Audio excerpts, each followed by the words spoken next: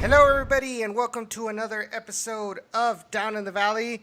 My name is Edson Ochoa, and I am one of your co-hosts. Accompanying me, like always, like every week, is my fellow co-host, Jake. Especially given the fact that last weekend was fantastic. We finally got our first win. Last couple of days at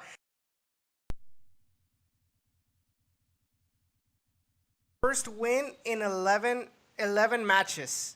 I'm not talking weeks, 11 matches with, you know, weeks that were not played, etc., etc. It's about time. I think this first win comes early enough in the season where if this momentum continues, we can still salvage something and the looks for the playoff race, but not too early to the fact like we come into a momentum and then like by the time we get to when playoffs are gonna come, we start going downhill. I think it is plausible. Like I said before, mathematically we are still in it, but we have to take advantage of our home games. I believe we have six home games left for the rest of the season. But before we go to Jacob's hot takes, I do want to go ahead and remind everybody who is watching us right now on YouTube. Be sure to check out our friends, the Beautiful Game Network. Check out their website at www.bgn.fm. While you're there, you can check out other USL podcasts like the USL Show, Sock Takes, Unused Substitutes, and Speedway Soccer. Be sure to check their podcast out. Our podcast is uploaded there as well.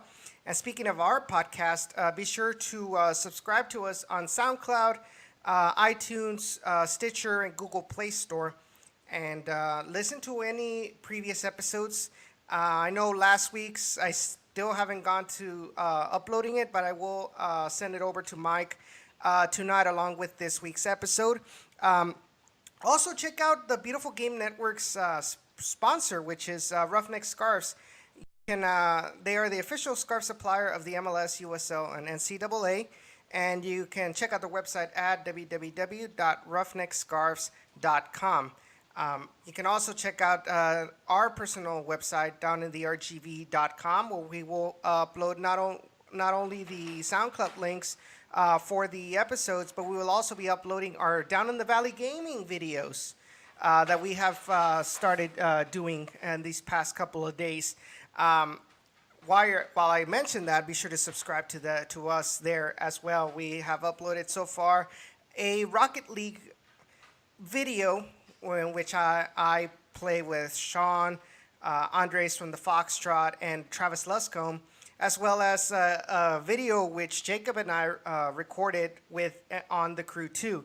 And I think it's pretty fun. It was fun for me to edit, and it was fun for me to rewatch it.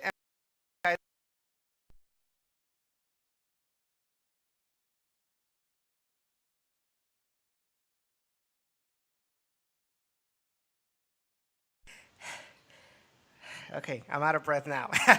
All right, back to soccer though. All right, so Jacob, I mean, wow, like it's something like really we weren't.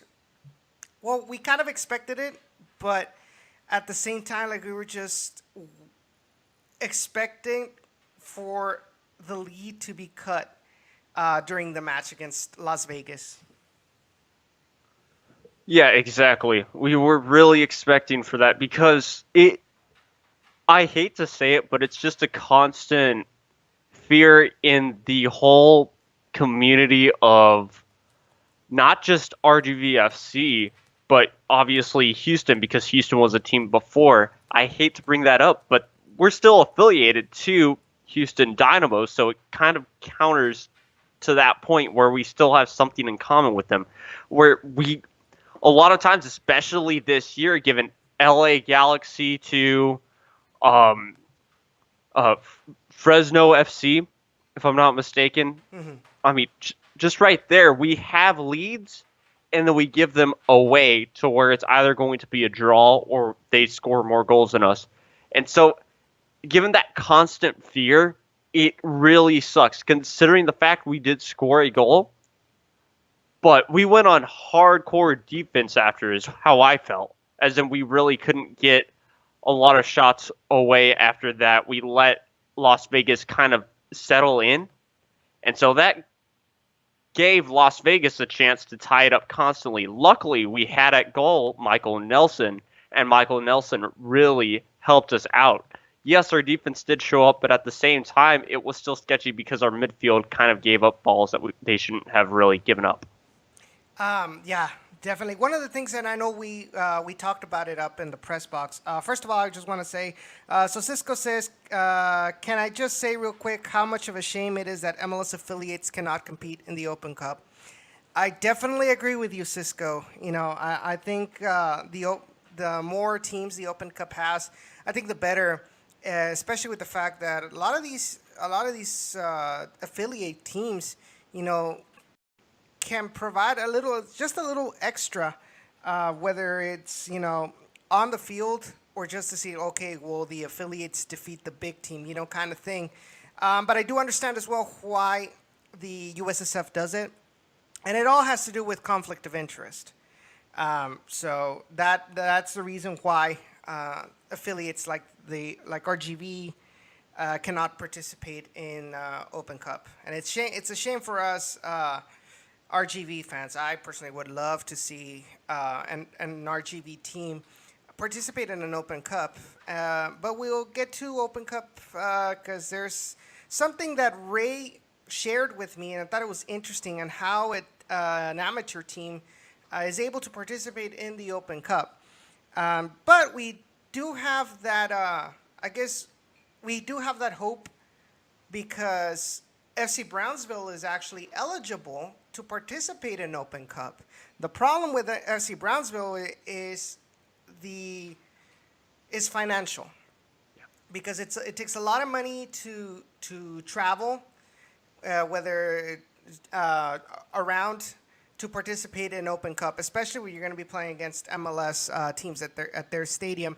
I mean, frankly, Brownsville Sports Park's stadium does qualify to participate in Open Cup and is to be able to host matches as well, if I'm not mistaken. But the problem is, you know, the front office deems it a little too expensive, especially right now in the first couple of years. So we might see Brownsville, if they get a financial foothold, they become stable. We might see FC Brownsville participate in Open Cup, but I think the first 3 years, maybe don't expect them to participate. But just to leave it out there, they are eligible. Yeah, that's a pretty cool thing as well, especially given the fact they are still a Valley team, which you should root for, even though, yes, they aren't technically in our division. They're still technically in the USL PDL, if I'm not mistaken, which is still really... No, they are in the NPSL. In PSL, my bad. It's still a pretty cool thing. They are, that given the fact that it's still a Valley team. Yeah, definitely. I think any Valley team, I mean, deserves our support because they are representing this region. And I think FC Brownsville has done a decent job for it being their inaugural season. I think they've done a decent job results-wise. Obviously, there's always going to be some improvements that can happen, but I mean, they're trying out different things. They're trying out, they're trying to get used to how this front office is going to work. But just give it time, just give it patience, and I'm sure they'll have a decent showing in the next season. But anyways, back to RGV, because we were talking about the Open Cup. But back to RGV.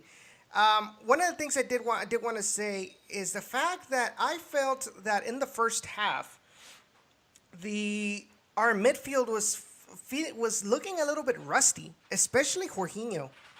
I mean, I made the comment to a friend of mine that was there at the match that I went to go see at halftime. Yeah, I made to him the comment that Jorginho in the beginning was losing a lot of balls in the midfield. Like in that transition from defense to offense, I felt that's where RGV was lacking in the first half. But as time went on, it seemed like our players had a better foothold on the game. They started to dominate with attacking opportunities and shots on goal.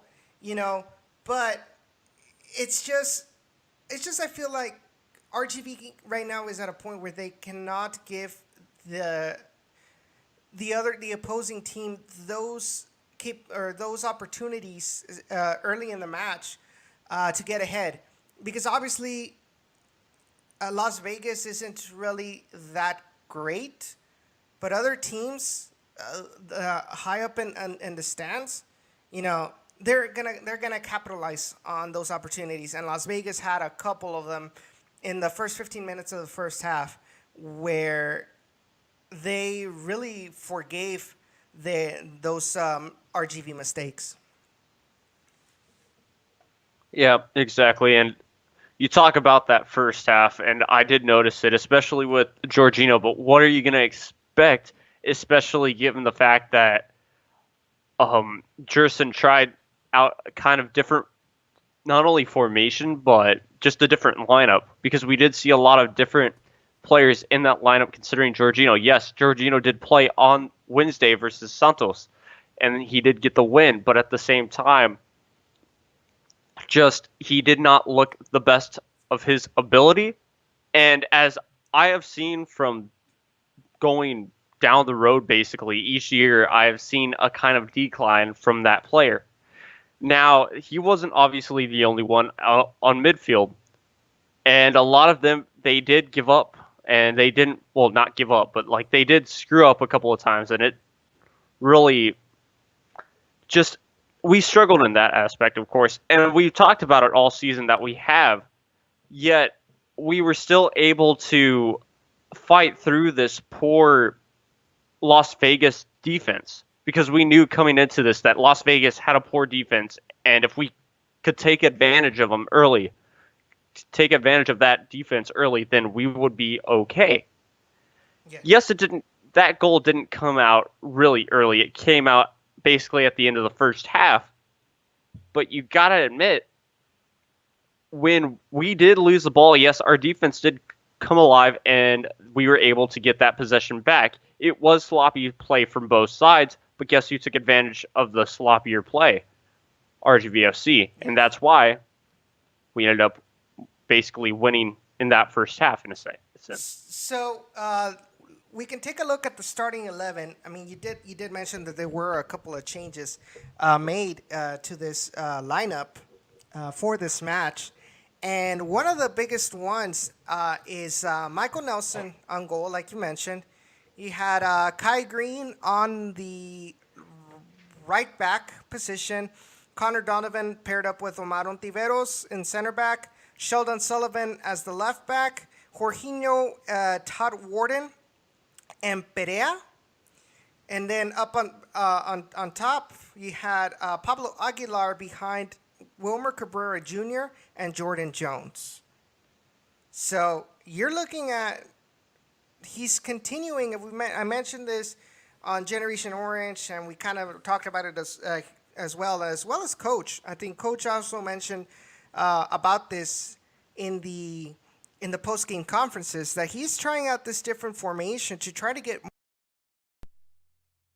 there in the box and not necessarily rely on a wide open play, especially with the fact with that these players that we're using, they are more than capable to find some attack through the middle, and we saw that against Santos, and we kind of saw Las Vegas Lights. Yeah, exactly. And yeah, those two forwards in front, those two strikers in front really helped us, because constantly throughout this show, you know, you and I would talk about how we really haven't generated offense, and we try to get balls into the middle, but it wouldn't be successful because we'd only have basically one player like for example, Chuy Enriquez trying to find the middle of the field, but really wouldn't be able to get there, or for, say, Aldo. And Yes. so it just becomes this problem where what can we do? Why aren't we going to this two striker formation? And finally, I'm glad that coach, because he's talked to us in the press conference, and he's basically given us his, you can even tell his stress, or not his stress, but just this anger that why isn't this working? Why isn't my offense going? And finally, with given the opportunity, he gets these two strikers forward, and the whole midfield and above, basically, they finally worked together, and they were able to find these openings inside of the boxes. Yes, we haven't seen a set piece go in for us, but that's besides the point, because we're finally finding open shots either in the middle, or guess what? We're shooting on target from afar. Oh, definitely. Omar Beltran, el compadre Omar, is asking, how many games up until now during the season has RGVSC had the same lineup? Omar, the problem really wasn't the fact of what the lineup was. I mean, because game in and game out, he'd make like one or two changes to the starting 11 roster wise, but formation wise, it had been the same up until 2 weeks ago. The same 4-2-3-1 formation every time. And occasionally for like 15 or 10 minutes, he'd put in Jordan Jones with Aldo Quintanilla to form that two-striker formation. But that's very little time to kind of get an idea rolling on the pitch. But now you're starting to see this difference in which he's starting with this 4-3-1-2 formation at first, getting the opposition tired out. That way, in the second half, like in the 70th minute, you have Chuy Enriquez and Bryce Marion come in through the wings, change back to that 4-2-3-1 formation, and take advantage of those tired backs, and look for either crosses inside towards Aldo or whoever's up in the striker position, or Chuy Enriquez using his dribbling tactics to cut in and shoot the ball towards the goal. And we're starting to see it. We saw that against Santos, and we saw that against Las Vegas Lights. And it's, I think, the fact that now that Bryce Marion is with us, like we've mentioned before in previous episodes, I think it changed the whole dynamic of this RGV offense, because Bryce Marion has that intelligence to know where to cross, when to cross, and how to cross it. And that has been very, very beneficial for RGV, especially with their strikers, whether it's towards Aldo Quintanilla or Jordan Jones, or in like that goal that he scored against, that Chuy Enriquez scored against Tulsa, where it's the winger coming from behind, and he placed it pretty much right on the penalty spot, with all of the benefit towards Chuy Enriquez to just slot it past the goalkeeper. And we're starting to see that change. We're starting to see that dynamic, catching teams off guard. And hopefully we can continue that throughout the rest of the season, so we can continue getting some more points. Yeah, of course, and we have to if we want to make this run, or if we want to just actually have a chance of not finishing next to last place. If we don't make the playoffs, I would love to see RGVFC finish in maybe top 10 spot instead of the 16th where they're at right now. It would be nice. And of course, I know I'll probably kind of be getting ahead of myself here, but talking about also, if I'm not mistaken, the Sunday match, we're playing against the Tulsa Roughnecks. Swope Park Rangers. Swope Park Rangers. Okay. Basically the same thing. Not really, because Tulsa's down at the bottom and Swope Park is up on top. Well, yeah, okay. True. But, we had a chance to beat them not long ago, is my point. Well, we scored this one goal at home, but then basically those mental errors, or the lapse of, we haven't scored a goal in almost 2 months. Let's go celebrate. Let's basically have a beer during the game. Yes. That's how it felt. But then, of course, they score. So now we can have this opportunity to take advantage of what the mistake happened at home, and get those 3 points on the road, get our first road win. So it's a possibility, especially given with this lineup and how well we've been playing, to just focus up and actually do well. Yeah, definitely. So here's a couple of stats from this match against Las Vegas Lights, and I'm pretty sure you're gonna like this. So in general, possession we had 57.8% possession of the ball compared to 42.2 of Las Vegas Lights, and I feel as far as when it comes to like attacking opportunities, in actually not really. Let me kind of backtrack a little. So first half it was mostly dominated by the Toros. Second half, the Toros had a clear opportunity right at the start of the second half, but it was skied over.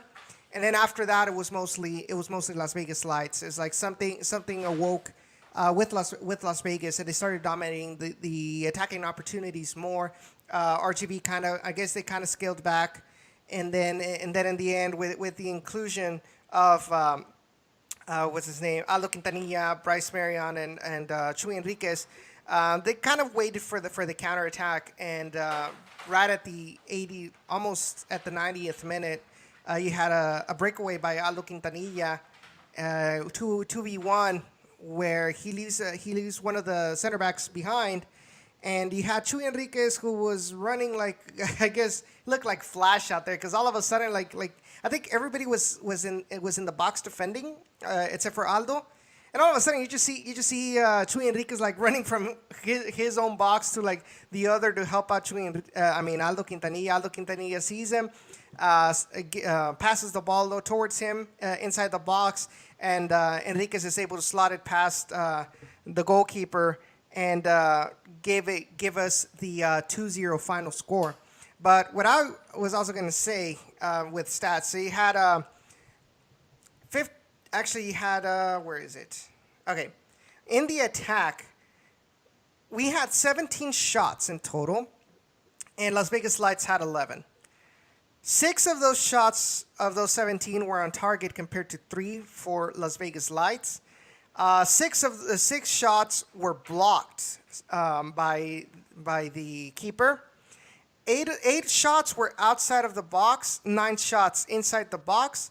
Shooting accuracy, I guess it kind of dipped down a little, and I think going back, kind of what happened during the press conference, I think they might have fixed it, this stat, because if I recall correctly, when we're looking at the paper that they gave us after the match, even Coach Echeverri is like, this can't be true.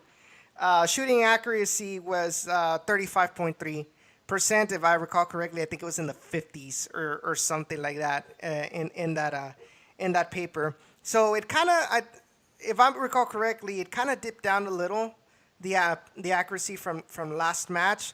But still, the fact that we were able to get in 2 goals, I think that just shows that at least they have a lot more confidence in front of goal, and be able to slot it in and not just sky it like they had been doing the past couple of matches before the Santos Laguna game. Yeah, exactly. Yeah, the shooting's there. We all know that. It's just, of course, the matter of how much do you want to work on that before obviously your defense may slip up. And that's one thing that kind of worries me in just soccer in general, is just because we've seen it with this team, and I know it seems like it's locked down, but I was also looking at a fact here, or actually my father brought it up to me, but it was that the defense for the USL, we aren't necessarily in like the top 10 on defense still. Even though it seems like our defense is good, there's still teams up there that are a lot better defensive-wise than us. And of course, yeah, that can be improved to help us out, but at the same time, offensive wise, we can still get a lot better because we know we need to. Yeah, I mean, I do want to see that and verify according to the stats given on on this USL website, and as far as goals conceded in the Western Conference, yeah, in the Western Conference we are seventh in the Western Conference. We have allowed 21 goals. The first place is Orange County SC, who has only allowed 15 goals, followed by Real Monarchs SLC. It's no surprise that these two teams are up in the top of the standings. Surprisingly, Colorado Springs Switchbacks are in third with only 18, followed by Phoenix Rising with 19, San Antonio with 20, as well as Sacramento Republic with 20, then followed by Rio Grande Valley FC with 21 goals allowed. Clean sheets, Orange County accumulated 10 clean sheets as well as Real Monarchs, which I guess you can say kind of brings in a hell of a lot more importance to that win against Orange County. The fact that we beat them, we scored 2 goals, against this really dominating defense in the Western Conference. Then you had Phoenix Rising with 8 clean sheets, Portland Timbers 2 with 8, St. Louis with 8, Colorado Springs with 7, RGV with 7 clean sheets. In the whole USL, you're looking at RGVFC as far as goals conceded. We are tied at 21st with FC Cincinnati. Actually, no, never mind. We are 1, 2, because I'm looking at it from top to bottom. This is weird because they put like goals conceded. The number 1 more scored team in the USL is Toronto FC 2. As far as least conceded, you have 1, 2, 3, 4, 5, 6, 7, 8, 9, 10, 11. We are 12th. We are 12th in the USL. The other teams that are up on top, the least scored in all of the league are the Pittsburgh Riverhounds with only 7 goals scored against, followed by Nashville with 11, and then you had the next 4 are from the Western Conference. The 7th team is Louisville City with 19 goals against, followed by Charleston Battery with 19, San Antonio, Sacramento, Indy 11 with 20, and then RGVFC with 21. Like I said, tied with Cincy with 21 as well. So it's an interesting topic that your dad did bring up. For sure, because the goals conceded and things like that, it's still something that obviously RGVFC needs to work on, but it's besides the point now because it's just right now I think the stats are besides the point for this team. We just need to get wins, and we just need to get as many points as possible before the end of the season to most likely make that playoff. Exactly. Even if the way they get the wins may not be the most entertaining or the most what's the word I'm looking for? But yeah, efficient, I guess. Efficient. As long as we get wins, no matter what. That's the biggest importance. I mean, even if we don't break the record of clean sheets at one time or anything like that. Even if we have to win 2-1 or 3-2, whatever, but as long as we get those 3 points, I'm gonna be happy because I think right now what the most important, and you mentioned it, I completely agree with you.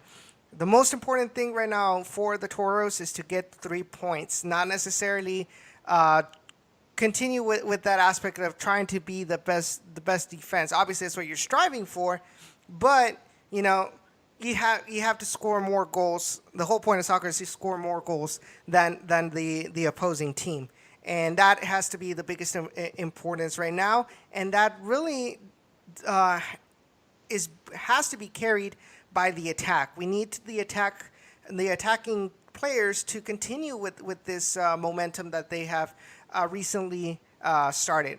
We have another question from Omar, and I'll have you answer this one first, Jacob. So, you think this negative run might have to do with something psychological or the player's mentality? Maybe the pressure to get the desired results is somehow affecting their mentality during the games? I I mean, yes and no, of course. There's a certain mentality for a player. You can know what you're doing wrong, but the question is, how can you fix this? And it's really tough for a player to wrap his head around how he can fix it because I've been through it with golf. It's just it's a mental aspect. It really does get down to the grits of psychology when you get to it, and that's why the whole thing of bringing in Tyler Derrick might help them with that. And yeah, that bad run for sure was psychology at its best. I remember um, Sean saying stuff like that on this show. I forget exactly what he said to me one time, but it like for the striker for Rome or yeah Albert Elise when he wasn't scoring goals at that one point. It was the And I think same deal. It's like it just happens. You have to get out of that slump, but it sometimes you just don't know what to do. Yeah, and I think the same similar situation happened with Mauro Manotas. We were talking in the beginning of the season where he wasn't scoring, and I think in one of the press conferences I attended, well, the in post game interviews at the locker room, somebody did actually ask him, how are you going to deal with this bad moment in your career? You mean you're not being able to score goals, and one of the things he mentioned was, you gotta keep being confident with yourself. You have to trust God and that you're gonna be able to pull out of it, but also, you have to continue being there. You have to know how to get there and give yourself that opportunity. Continue to push yourself in order to get better. You cannot lament yourself all the time. You can't just keep like, oh well, this is bad, yada yada. No, you have to get up, and you have to continue pushing in order to find that opportunity. Because once it happens, this is how soccer is. Once you get on a roll, like once the first goal happens, you start getting on a roll. What happened? What's happening with the Toros right now? They found this friendly. They played against Santos Laguna. They won. They annihilated them 3-0. What's happening? They have a lot more motivation now. They're starting to get an idea of what they're doing. And now we've won our first match in a long time against Las Vegas. Now let's hope it continues against Swope Park Rangers as well as the Colorado Switchbacks when we host them here next week. Yeah, exactly. And I mean, right now in 1 week we've scored 5 goals, which technically, I mean, it's sad to say that this has been a record for this season, but that's fantastic for this motivation for this week, going with the strikers or just the forwards, attacking mids, players like that.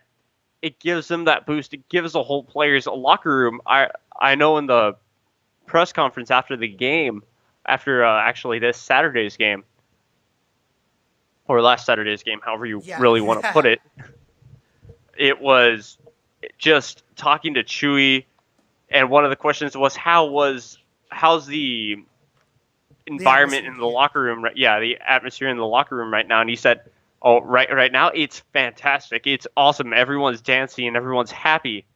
And then of course we saw Jerson after the game, or not just after the game, but after the press conference, in a good mood finally. And Yeah, and so joking around with everybody about the stats and everything like that. I mean, it was such a breath of fresh air, to be honest, even from our perspective. finally seeing, these players, lit up with excitement from getting a good result rather than, them being down and sad and quiet. Yeah, exactly. And if there's one thing that they need to take away from that, and I hope coach actually kind of drilled it into their heads, is do you guys like this moment right now? Are you feeling good? Well, then let's start a little trend here. Let's get these wins in a row to where we can have this type of atmosphere constantly Amen. in the locker rooms. Amen. So before we continue with the post game interviews, I do want to invite everybody. Today during the day, obviously, pardon the redundancy, I posted in social media, and I'll talk about it later at the top of the hour why I'm posting this question. But just remember that right now phone lines are open. So if you guys have any takes, any opinions about the Toros, if you went to the last Saturday's match, what you thought of it, what you think of the team, do you think the hope is real in order to make it to that little push to the playoffs? Let us know. Call us at 956-622-5977. I also am posting this question. Have you ever bought tickets online to go watch Toros matches? What do you think of flash seats?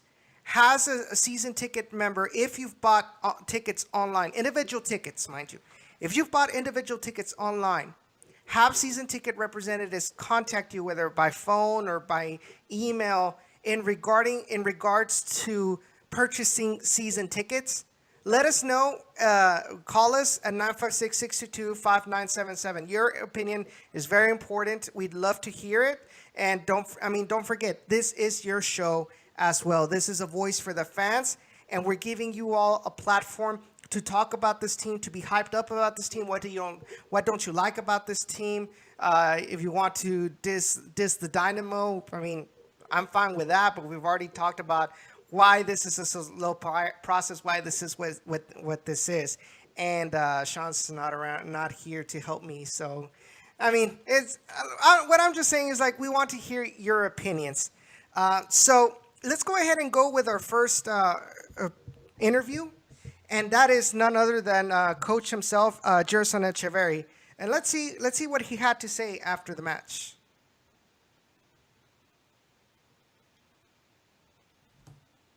So it's pretty good right now. We're kind of moving on from that. Every scrimmage that we play in front of our fans, we want to do, and so we'll count the one on Wednesday. That's pretty good, But it's not and honestly, guys, and if you've been around, I don't think we've done anything. It's just we're scoring goals now. That's what it is. We're defending well. Are we going to give up some chances? Absolutely, but we're getting some goals. We're being a little bit more patient, more creative, more combination play, and that's helped. Does the change in formation, do you think that's also a factor in why we're starting to get results with the team? Well, yeah, we're adding an extra forward, so we're just trying to give ourselves as many guys representing in the box when we have the ball. So that's key. So some guys have movement. I don't think that our movement today was as good as it was on Wednesday. You know what I mean? So, it's I think it helps. Whenever I don't know if we have too many guys that can play by themselves up front.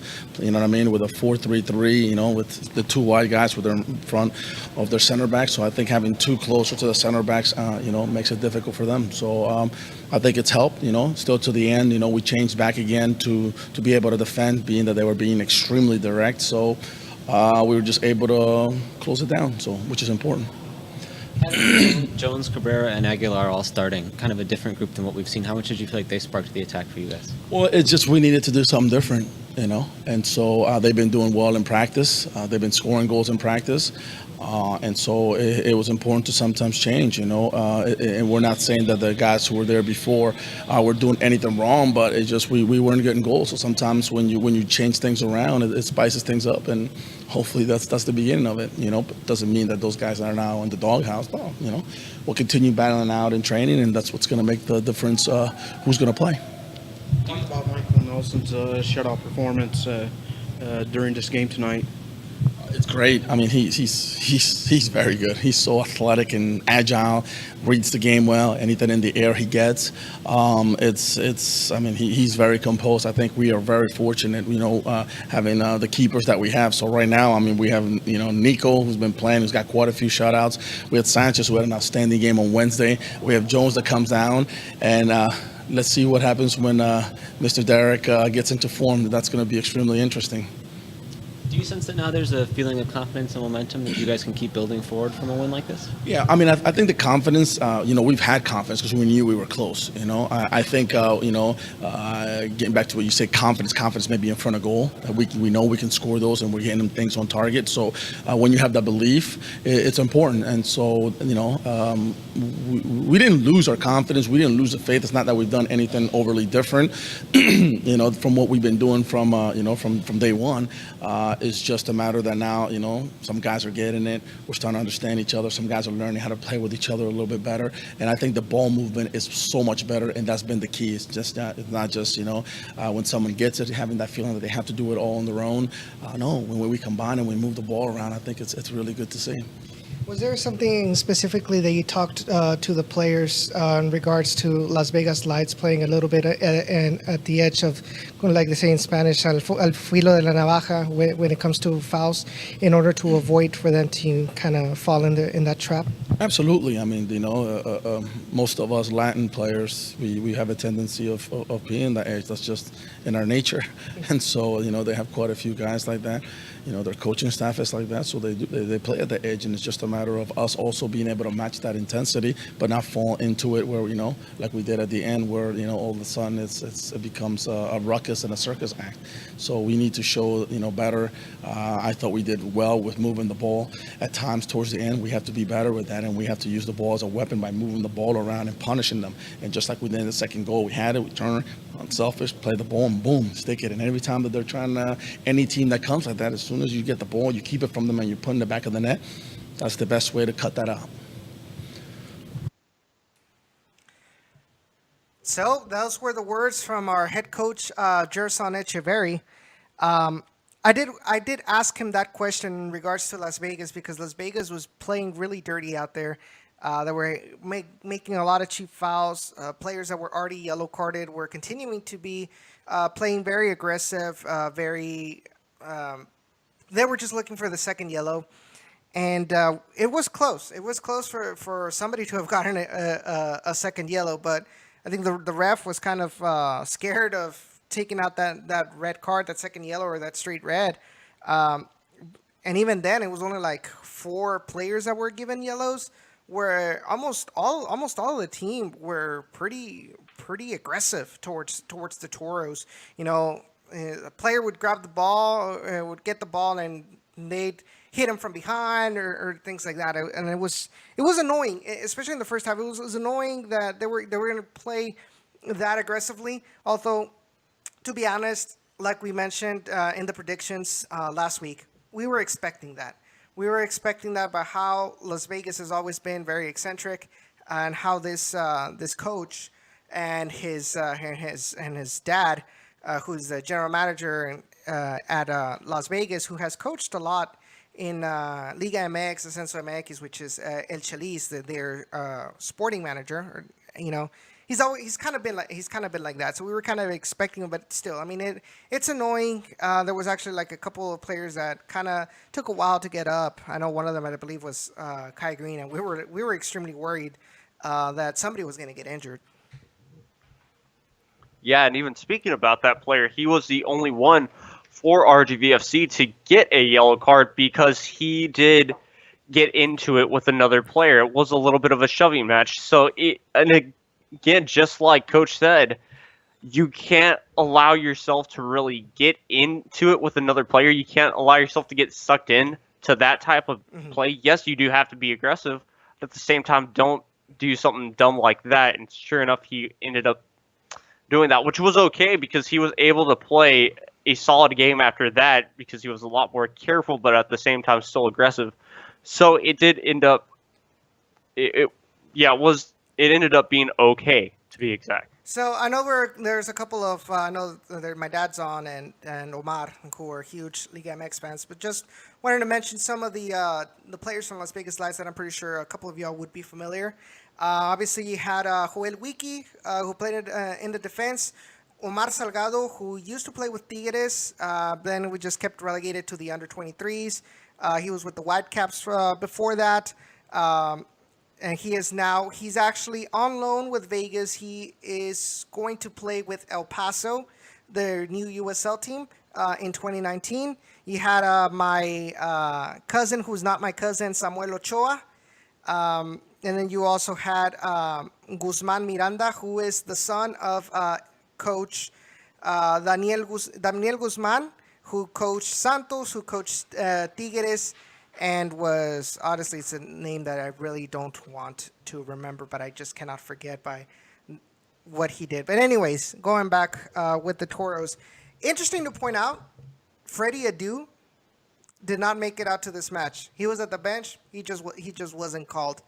And I feel like Freddie Adu, I mean, he's washed up. I mean, what if you can't even make it in the USL and went, which is funny. Correct me if I'm wrong, Jacob, because I'm pretty sure you've followed U.S. soccer a lot more than I have. You know, wasn't he considered like the next best thing for U.S. soccer? Oh, he was. He was considered the next best thing for U.S. soccer. I forget who ended up making the video. I think it was someone like Go90 or someone like that on YouTube that made the video of what happened to that man. Because he was at the same time as Lionel Messi, scoring as many goals as Lionel Messi throughout that time, where just Lionel Messi was a bit behind him. And so when he came up to the World Cup, 0 goals. So, yeah, a washed-up star. I'm shocked he's still playing, especially in the USL. It's time for him to go. He could be a fantastic commentator. And just like a lot of these players end up becoming, but no, he thinks he still has a career. How old is he at this point in time? Do you know? No, not exactly. No. Let me see if I can get his stat right here from the website. He is 29 years old. He was born in June 2nd, 1989, so he is 29. He still has time. Technically, a player might not retire like 32, 33, or 31 years old in that time frame. He's still got 2 years, but you cannot really salvage much out of it. You wasted a lot of years doing I don't know what. I mean, he was just lost for so many years. Usually you peak at like 25, 23 years old. And you're 29 now. I think this is the best, and this is the best you're going to be. You cannot expect to go back to MLS. It's just not gonna happen. You have to pretty much be outstanding in the USL.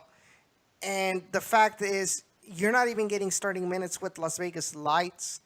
I mean, that's got to say something. You have to be real with yourself, and you have to hang your boots, because you're not really going to salvage anything out of this. But anyways, let's leave those has-beens behind, like Freddie Adu, and let's focus. Actually, we're going to go with the next interview, and I'm going to make a quick little announcement after this video, because I just got an email from the person I was contacting with in regards to USL sleeve patches for your jerseys, if anybody is interested. But the next video, the next interview that's up is with goal scorer Connor Donovan. Let's see what he had to say. His first win in USL match since April 25th. What does that mean to you? I mean, it means the world. I haven't been here on a weekly basis, but I know the guys have been working extremely hard, and we've had some hard results, getting ties and even losing games, and they're all been really close. So we've been very close to winning games, and just to get it now, hopefully it starts something, and then we continue to work hard. What was the mentality or the reaction like in the locker room after the game? I mean, honestly, I was out with trying to just thank the fans as much as possible after the game. But I mean, it's a very exciting and happy environment right now. I mean, winning's always fun, and to get your first win in a while is always obviously is a great thing. So all the guys are extremely happy. Do you see anything different in this match from compared to some of the matches where you guys weren't getting this result?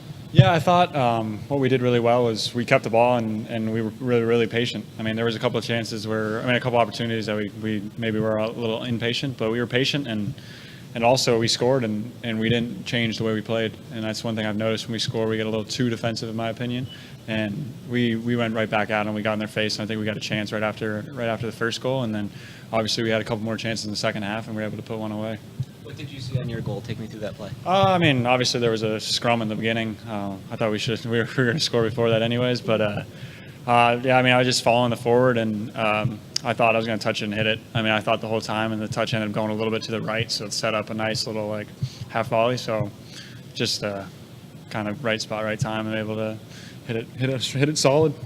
That's the second goal of your pro senior career, however you want to call it, right? Third, I scored Third. one in my second. Gotcha. Yeah. But still, not somebody who looks for shots very often. Why did you know in that moment that you wanted to unleash one? I mean, I just thought there was a lot of chaos going in front of the box, and I thought there's going to be a lot of bodies in front, and I mean, they might catch a deflection, it might bounce off somebody and go in. So I just thought put it on net, and especially with the wind at your back, if you hit that thing, it can take off. So I just took a chance. And it was actually, you probably don't know this, the 100th goal for the franchise in history. So is that a special moment for you, or special? Well, I mean, obviously to score goals is special no matter what, and obviously to win a game is very special, and to help the team do that. But for it to be the 100th goal, I mean, obviously it's a big milestone in the club's history, and I'm happy to be a part of it. Connor, with these times that you've been practicing with the Dynamo, playing with the Dynamo, what have you taken from those instances with the Dynamo to implement here at RGV? Just, I mean, demanding more of myself and of each other. I mean, just being more of a leader, and trying to organize more and using what I've learned from the Dynamo, which is, I mean, there's a lot. It's priceless stuff because you're learning from some very experienced and well-rounded professionals. So trying to take as much as I can up there and bring it back down here is very important, and hopefully more guys can do it too. So that was Connor Donovan after this match against Las Vegas Lights. So yeah, you guys heard correctly. Connor Donovan's golazo was actually RGVFC's 100th goal in club's history. So that is pretty much, that's awesome, historic for Connor Donovan. The way it was scored, it just makes it so much better.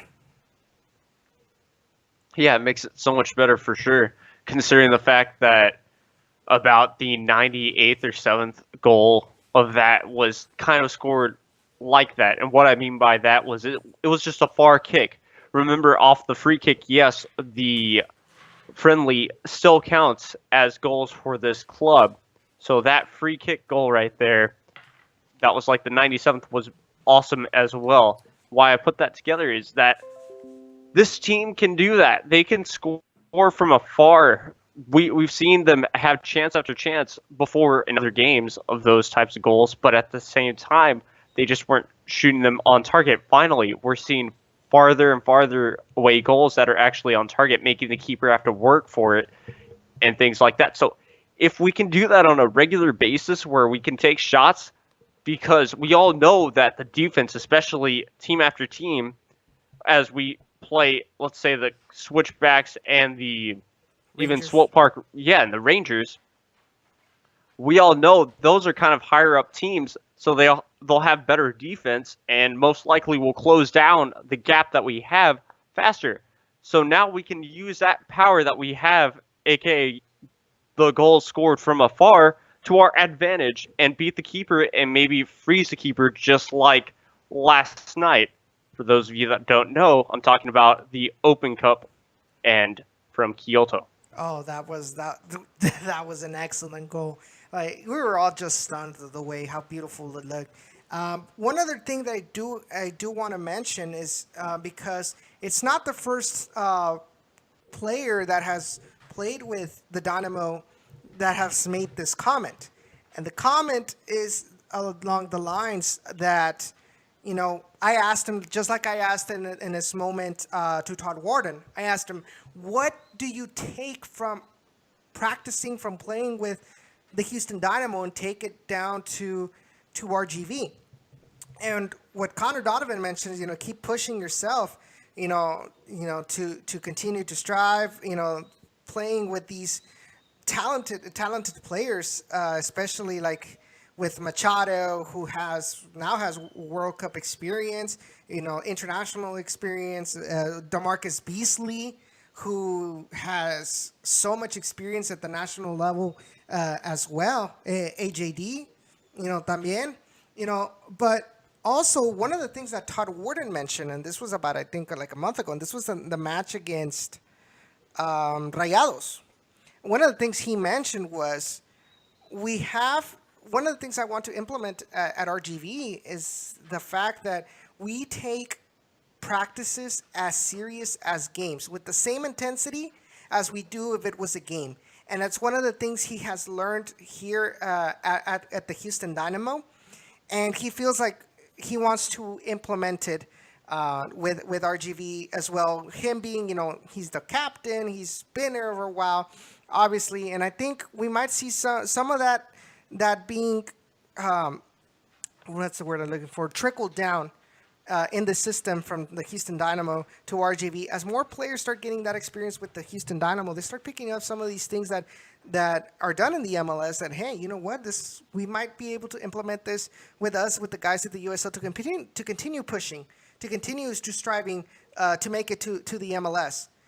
Because it'll be much easier, that transition from USL to MLS, if the way that they're practicing are very similar, so they don't have to adapt as long in that regard. And it also helps the team. It also helps the players when you're playing a match in the USL, because you're putting all the effort into learning and putting effort into fine-tuning these mistakes that you usually make and stuff like that. When it comes to game day, you're 100% focused, you're 100% ready, and you try to keep those mistakes at a minimum.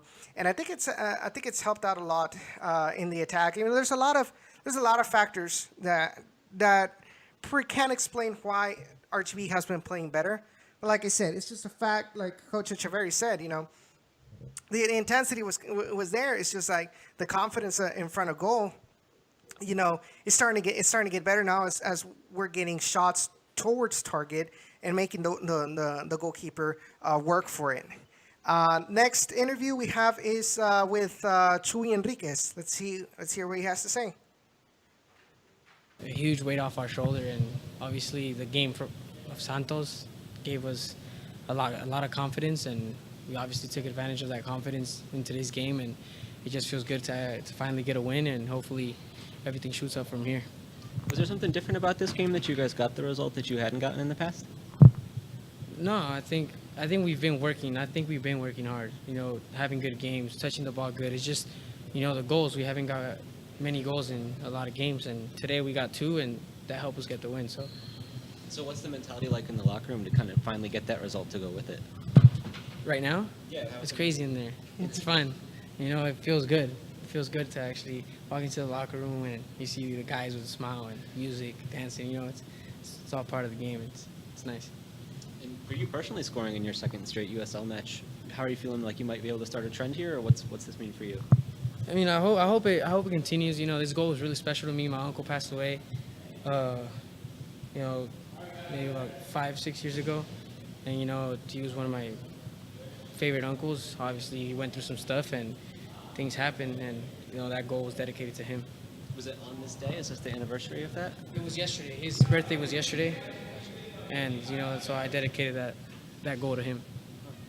That was really special. Take us back to your goal.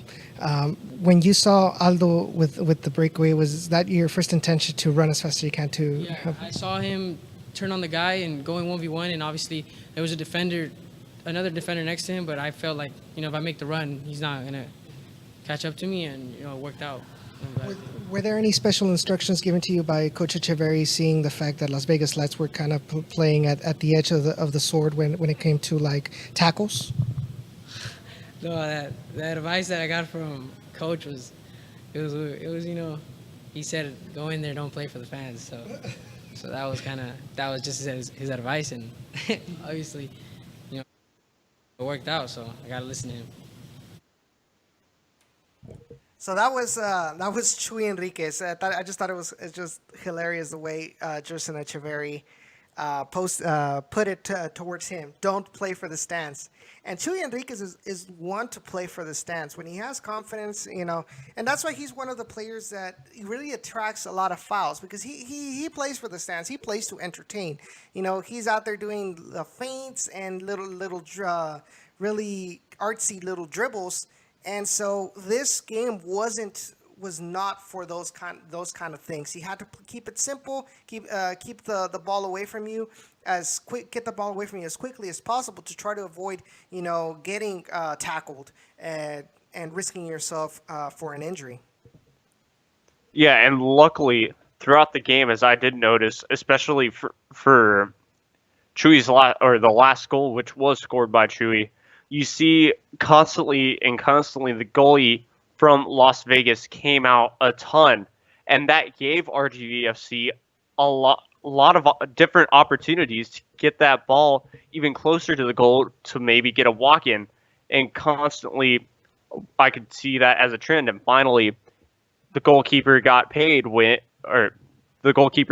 it when Chuy scored that final goal, because he did have to go around that keeper because the keeper came out way too far, especially when Aldo gave Chuy the pass, and Chuy was just able to finish it just like that. Now, correct me if I'm wrong. I think there was a foul in that play in regards when Aldo got the ball towards Chuy. I think he was pulled back, and because you saw him fall down all of a sudden, like Aldo Quintanilla. So they were out there playing dirty. So, but in the end, we got the result. Pablo Aguilar also talked to us. He pretty much mentioned that really there's a process that's continuing to be developed, and him personally, he really is looking to continue to strive. There it is. He's looking to continue getting in a good form with the Toros if he plans on being called up to the national team. And he's really grateful as well for all the Guatemalan fans that have been supporting him, as well as all our RGV fans who have been supporting him in his time so far at RGV. So wanted a quick little mention before we go on to the second half of the show. I had been curious throughout the last couple of weeks, actually ever since before the season.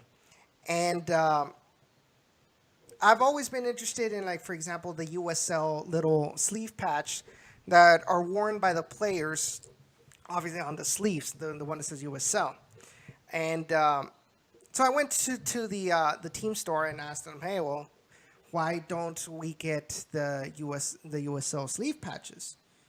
And they told me, and they're like, well, it's because the USL rules do not allow us to put them on the jerseys for fans. And so I was like, okay, so I did a little digging. I asked a couple of other USL fans, and they all said, most of them said that, Cincy, Tampa Bay, and a bunch of other USL teams, their team stores, they apply the USL patch to the kits that are sold to the public. So it wasn't really a matter of whether the USL allows it or not. But good news, guys.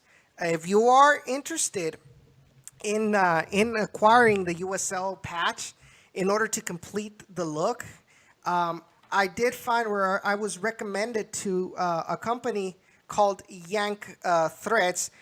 Just FYI, just putting it out there, I'm not being paid for this at all. To do this mention. This is just something that I wanted to, if you guys were interested, to be sure to check them out. And so they sell the sleeve patches, and they are $5 plus shipping. From Yank Threads. You can contact Cody Deer, and his email is Cody. I believe it's Cody@yankthreads.com. Like I said, they are $5 plus shipping for the patch. And not only that, you can have the option of whether you send your shirt over to them and they'll apply it for you, or you can order the patch by itself, and you can apply it yourself. You have those two options with that patch. They do also handle, or they also carry the name sets. The name and number. But really, the team store handles that already. So there's really right now, pretty much, if you are curious about having the USL patch, you can give Yank Threads a visit and contact Cody in regards to that. Like I said, $5 plus shipping, not that bad. Just the only thing is, you would have to find somebody who has a heat press or something that'll help you apply it. So I think that's pretty much it when it comes to the Las Vegas Lights match. It was a good game. Jacob, any final thoughts on that match? Yeah, no, it was a good game. The same things that Coach Jerson said in the press conference is he said exactly, the movement wasn't as good as Wednesday. And of course, he's talking about Santos' game. And you did mention it, and you did agree that the movement wasn't that good. And of course, you won't have a perfect game each game for the movement. So that's one thing that I hope that they have really worked on throughout this week, especially since they won, because of the fact that if that movement, especially from the midfield, could be fantastic as well, we could be looking this, I believe, Sunday for 3 points. 3 points on the road. And it's possible with the movement from the whole team to be better, and just to get out of the gutter feeling, if you follow me here, as in just to not dwell on that win, to move on, and to know that, guess what, you're not playing another Las Vegas Light team. You're playing a much better team that will play better soccer, isn't fair, but much more skillful. I definitely agree with you with that topic. Swolle Park Rangers are not Las Vegas Lights. They're going to be more organized. They are going to be more focused on the actual task at hand, which is playing good soccer, and not just being a butcher and trying to butcher anything the Toros do. They're going to play, and they're going to look for opportunities that they themselves are going to build up, and so it's going to be tough. You are talking about that right now. Swolle Park Rangers, they are 6th place. However, we do have to take advantage that they have lost the last 3 games. So if we can continue on that on their little slump and take advantage of it, I think we do have an opportunity to get ourselves 3 points from Kansas. I mean, although it's already been shown since yesterday that Texas is better than Kansas. So just saying. So we're going to take a quick little break, and when we come back, we will continue to talk about this Swolle Park Rangers versus RGV match. We will give a quick little update on what we know about Carlos Esmal, as well as continue to answer your questions and or topics that you give us, whether it's here on the YouTube live chat, or more importantly, give us a call. Call us online. Call us at 956-622-5977 and give us your thoughts on this match. So when we come back, we will continue to talk about Swolle Park Rangers. Don't go away just yet. Like I said, we will be right back eventually, sometime.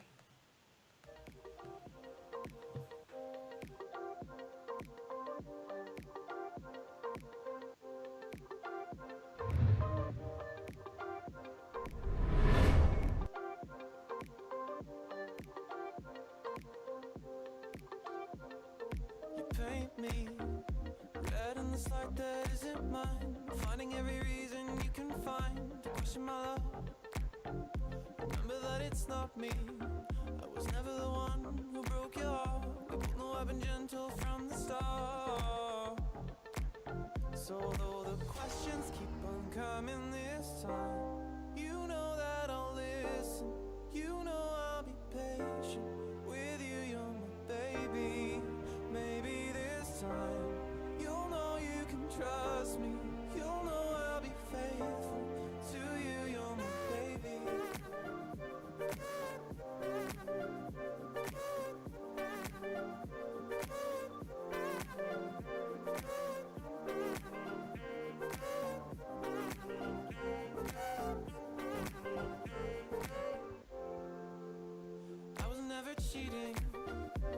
connected dots that weren't there. You give attention to the thoughts I never wear.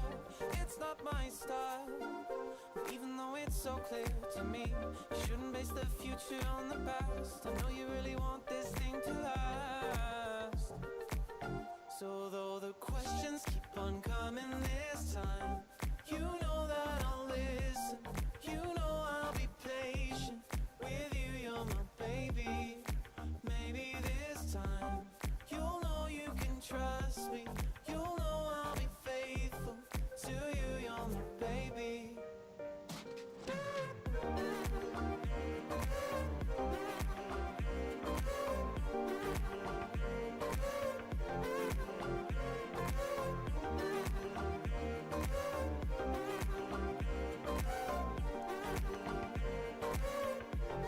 I don't wanna fight now. You're barking, you bite now. To prove that I'm right now, that you lost your sight now. I'm holding it tight now. Can't see through the night. I mean, you normally always sound like that, though. To paint these walls white now. I don't wanna fight now. You're barking, you bite now. To prove that I'm right now, that you've lost your sight now. I'm holding it tight now. Can't see through the night. How to show you my light now. To paint these walls white now. So though the questions keep on coming this time, you know that I'll listen. You know I'll be patient with you, you're my baby. Maybe this time you'll know you can trust me. You'll know I'll be faithful. So though the questions keep on coming this time, you know that I'll listen. You know I'll be patient with you, you're my baby. Maybe this time you'll know you can trust me. You'll know I'll be faithful to you, you're my baby. To you, you're my baby. To you, you're my baby. To you, you're my baby. I don't wanna fight now. You're barking, you bite now. To prove that I'm right now, that you've lost your sight now. I'm holding it tight now. Can't see through the night. How to show you my light now. To paint these walls white now.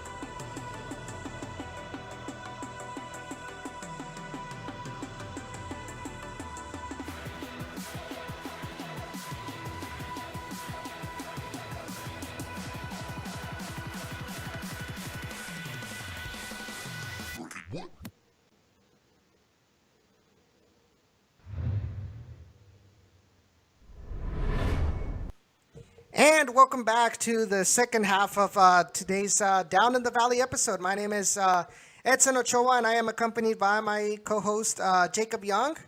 And right now we have online. Well, not. There I go again. Now we have on the line. We have Ray Silva. How are you doing, Ray? Hey, good evening, Edson and Jacob. How are you guys? Oh, really, real good. We're still celebrating that win on Saturday. Nice. So before we continue talking about the Swell Park Rangers match, there's a really good question that was brought up right now by Cisco, and he says, "Are there still talks of adding an additional conference, and what are our thoughts on that?" Well, as far as I know, they're still in line to do a third conference regardless if there's addition or subtraction of teams. Now, I read somewhere down the line a couple of days before the show that USL may be losing teams, and I've heard that number is as big as 7. Now, the person who posted this had no reference to him or anything like that, so I'll just leave it as is for now. Yeah, just as a rumor. I know there were rumors that have been, I guess you can say, named, and is that Ottawa Fury might leave the USL to go to that Canadian Championship. And I think it's Yep. it's not the first time we've mentioned it. There were also rumors that I think Toronto too might be leaving as well for that same reason. They've already jumped ship to D3, so Okay, so Toronto too goes to D3. They don't go to the CFL or the. no. Okay, so Now, what I have heard is that they might build a 25 to 5,000 seat stadium over in Mississauga, which is very close to the Toronto region. So that might be a Toronto PL team for the Canadian Premier League. Yeah, it's it's interesting to think. Now, in the meantime, though, I believe we've had. I mean, so far, I think we've had confirmed like 7 new additions to USL. We have Austin, who will give more details out in August. We have El Paso. We have New Mexico. New Mexico, yes, as well. You have Loudoun United, who is going to be the DC United affiliate in Virginia. That's also a new one. I believe there are some others that are right now they're escaping my head. I think which one was the other? Was it? Let me see if I can find the list. They should. Okay, here we go. Birmingham is another one, in Memphis. And Hartford as well. So And you Hartford. have so Loudoun United joins New Mexico, Austin, El Paso, Memphis, Birmingham, and Hartford. So that's 7 new teams. And right now, I believe we are at what 31 teams around there. I mean, it's an odd number, yeah. And so you're looking at 7 new teams so far, which will up that number, not including the teams that might move down to D3 or teams that might be leaving the USL completely. But that's putting the total at 38. That's big. You're talking about 19 teams per conference if there's no additional conference to be added. Now, I recall seeing on Twitter somebody made like a little sketch up of what these conferences would look like with the addition of a central conference, and it looks pretty decent for the most part. If I find it, I'll go ahead and retweet it, so that way you guys can take a look at that as well. But it is interesting to see that little idea is being thrown around in the USL. Like I mentioned before, because I know we've kind of talked about the Central Conference, potential Central Conference before. The biggest concern I have is in regards to how the playoff structure is going to be done, because usually playoffs are done, for example, with 2 conferences, because you get an even number of teams, from each individual conferences to the round of 16, or whatever. However, with 3 conferences, it's a lot more. It's a lot different. It's going to be a lot harder. One idea that I've heard tossed out there: if you remained at 39 teams, 13 teams per conference, you're going to get the top 5 of each conference, and then the best 6th placed possible team for a total of. You're kind of cutting out. So you're saying get the top 3 teams or top 5 teams from each of the 3 conferences. That's 15, Yep. and you get the best 6th out of all 3. Yes, the best 6th placed team out of the 3 conferences. That to make it a total of 16. That seems reasonable and that seems fair because my main concern was, okay, so if it's going to be odd, then who's going to be the odd one out, and who's going to get, I guess you can say, the advantage, and how are they going to dictate who is going to get that extra team from their conference to the playoffs. But that idea that you say they're throwing out there actually seems decent, and it's based on merit. And I definitely agree that if this conference is done, that's the way it should go. Jacob? Well, okay. And of course, that's a good idea for sure. But let's look at the MLB, for example, how they're structured. Let's just do away with conferences. Let's have divisions. That's where each team that wins their division moves on to the playoffs. We're talking, you've got, well, okay, so the Western Conference, you'd have the Western Conference Central Division, the Western Conference West, and East. Same with the East. You've got the Eastern Conference Central and the Eastern Conference East and West. That could actually work. Yes, the first place teams, and of course you'd have the wild card. You'd have the teams fighting for that wild card, and maybe a couple of other teams as well. But you see my idea here, kind of. Instead of just going away with 3 conferences, because that is a bit weird, you go with divisions. That's how Jacob, the only NHL used to reason be. why And they're doing the three conferences is because of travel and cost for all these teams. Mm-hmm. I mean, this is about a little bit of cost-cutting moves here, Jacob. But think about it this way, Ray. I mean, if you do with regions, if you regionalize this competition, it'll be a lot less expensive for the teams because you're focused on playing like 4 or 5 other teams that are closer to you, and you don't have to spend as much, with travel costs compared to like going the way right now toward RGV having to go all the way to Seattle, to Tacoma now to play S2. If you regionalize, and Sean has mentioned it many times that he feels that U.S. soccer can, especially in the USL, can be regionalized to help with mitigate these costs, and as well help building rivalries, helping the entertainment aspect of that. Because if you focus yourself on these teams, you can play round robin with these, and then like the best of them advance to the playoffs. Now, how exactly it'll be lined up, we would have to see what the final map would look like. But I think if we regionalize, might be feasible. But what you're telling me right now is that the idea of the third conference is gaining a lot of momentum. It's gaining a lot of traction. Yes, exactly. That's the word I was looking for. It's getting a lot of traction, and it makes sense. But I think I do have to agree with Jacob on this, that I think the better idea at a cost-cutting point of view might be to make divisions. Yeah, that can also happen as well, but I think USL has to just baby size before you go in and throw the ginormous hook punch with bigger fears that you might whiff and lose some more teams eventually to like the D3 level. Mm-hmm.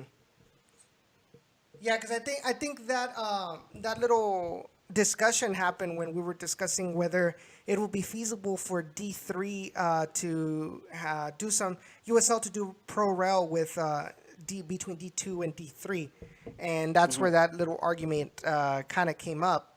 And it's interesting, and I really would like for people, our audience, to maybe in the YouTube chat kind of give their ideas, kind of give like whether they agree with adding a third conference would help, or on social media, let us go ahead and tell us what y'all think. Before we move on to the Swope Park Rangers news, 42 minutes ago, the official account of Árabe Unido has confirmed that Carlos Esmal is currently at Rio Grande Valley and is already in training, with the Toros. They have posted a picture of him in RGVFC training gear, and so he is getting himself ready to debut, hopefully in the near future, with RGVFC. I know there were a lot of people that have been asking about Carlos Esmal in that regard, but yes, Carlos Esmal is officially now available for RGVFC. That's big news. Yeah. I mean, hell, we've been looking for depth at the forward spot, and now we've just got it. Yeah, definitely. And so I was actually kind of discussing with a Panamanian fan, especially from Árabe Unido, and I asked him to describe Carlos Esmal, and basically what he said, because he kind of posted, he replied to a picture of Carlos Esmal leaving the airport to come over here to the Rio Grande Valley. And his comment was, oh, hopefully he doesn't have any conduct problems. And I asked him, well, has he had discipline problems? He's like, no, not. He says, not really. The reason he said is like he's going to a league where he's going to persevere and try to reach success. In which to persevere and reach success, you have to be 100% in a strict discipline. And because he knows that Panamanian soccer players tend to be very temperamental. And so then I asked him how he could describe Carlos Esmal play style, and he says he's a strong player. He's very technical, and he's aggressive. He is a master of 1v1 opportunities, and as a player, he is a player that can resolve a difficult play quickly with his instincts and his su olfato al gol. So he is he's very clinical, and I think it's depth based on what he's describing Carlos Esmal. It's depth that we definitely might help out a lot in the attack and help out Aldo Quintanilla and whoever's placed up on top.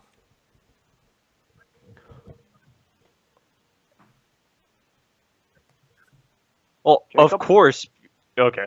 So, of course, because, we've looked at now, I don't want to just dwell on these 2 games, but it's kind of, 3 games, actually, because we scored versus the Tulsa Roughnecks the last time that we played against them at home. And, of course, that's when we kind of noticed that our offense is kind of coming alive. And now we've noticed that more and more that our offense has started to kind of restart and show that it can happen. Yes, having that depth is perfect. Having Chuy Enriquez right back on the bench and maybe having this guy as a starter will be key.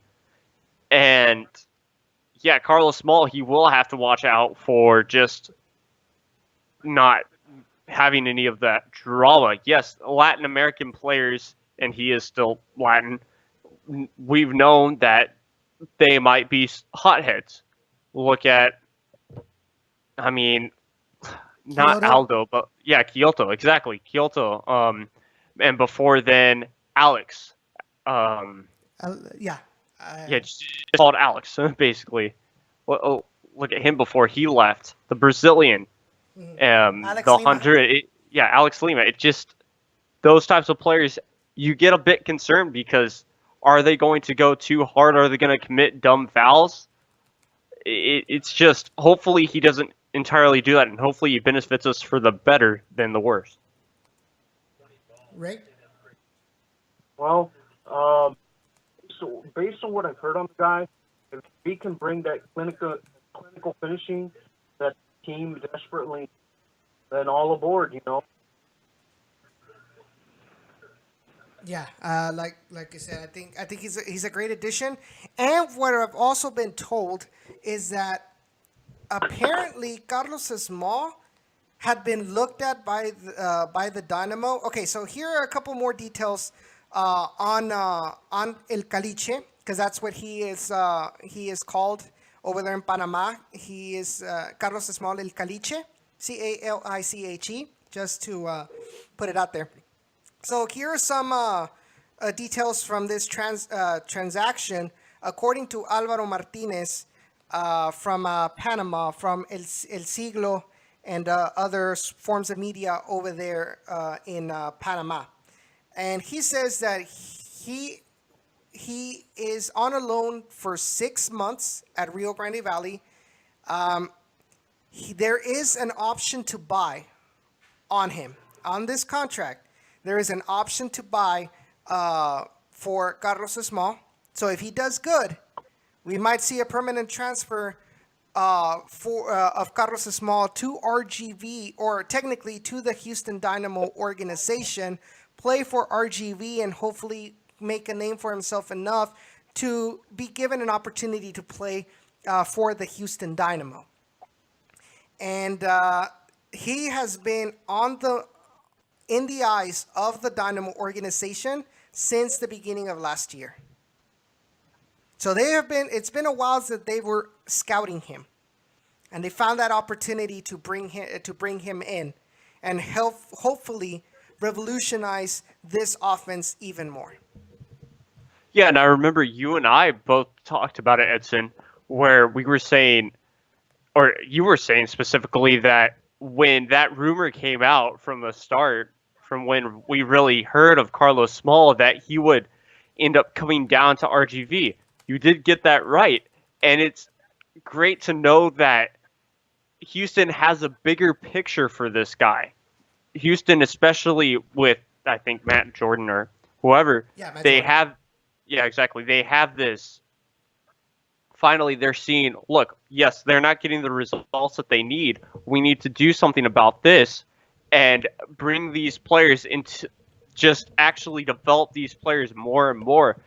We will most likely see Aldo in here for, if not one more year, then 2 more, if they want to go that extreme, if they see that he still needs to build up more and more. Yes. Because we want to get players, especially just like Memo, Kevin, all those players that have actually made it for themselves to Houston Dynamo. So I think this is a fantastic step forward, especially given the fact now that we know that Houston really was looking at this guy since last year. And what did I say that time? I said, because the rumors were that he was coming to the Dynamo, that he was going to be an addition to the MLS MLS roster. And what did I say? Exactly. He's coming to RGV. I said he's coming to RGV because he lacks the pedigree to come directly to the MLS. He hasn't been 100% a starter at Árabe Unido. He is a squad rotation player looking for development, looking for a different challenge for him. The Dynamo saw that he had some talent, that he has some talent that can continue to be developed, and hopefully make him a standout player for not only for RGV, but in the future maybe for the Dynamo. And we said that about a month ago. So all I'm saying is that kind of gotta trust this process. We have to trust this process.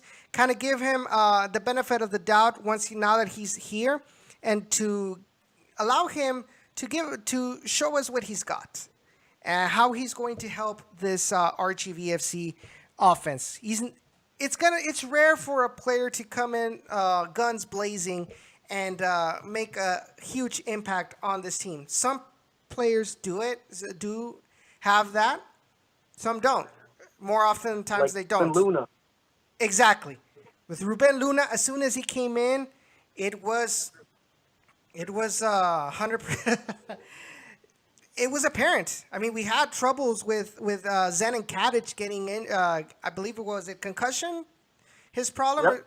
Yeah, and then the other attackers that just weren't cutting it. Obviously, Mauro Manotas was here, but he was only for like a couple of games, and then it was all Ruben Luna. But what helped Ruben Luna was and that's another thing. We have to make sure that Carlos Esmal can adapt himself, will actually fit in Coach Echeverry's tactics, because Ruben Luna he was a really good striker. for the USL level. 2016, he showed it. 2017 was a completely different story because of Junior Gonzalez's tactics or lack of tactics, I might say. So that's another thing that we have to look at. We have to pay close attention in regards to Carlos Small. But I feel, and here's another good thing, that Carlos Small, not only can he play as a striker, but he can also play as a winger.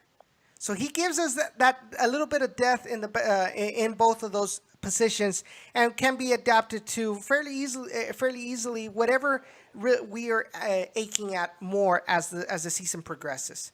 So I'm really stoked for this, and I have full confidence that Matt Jordan, because he's shown us more often than not that he knows what he's doing, and I think Matt Jordan really deserves.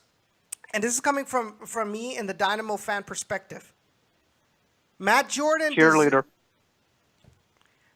Okay, Johnny. No comment. No comment. Matt Jordan has proven that he can do a whole lot with very little. So RGV fans, take it from a Dynamo fan, and I'm pretty sure if Sean were here, he'd say the same thing, and we say it at Generation Orange, which is on Tuesdays at 7 p.m., by the way. Shameless plug. But the thing is that Matt Jordan has done wonders with the Dynamo with very little money that ownership gives him. And the fact that he is now focusing some of his efforts to building RGV with that huge financial constraint, I think you have to give him the benefit of the doubt that what he looks at Carlos Small, maybe there's something good with this guy that we can benefit from. So, that's all I have to say. Just give him the benefit of the doubt. Let him continue to get used to the climate, get used to his teammates. We might see something special out of him.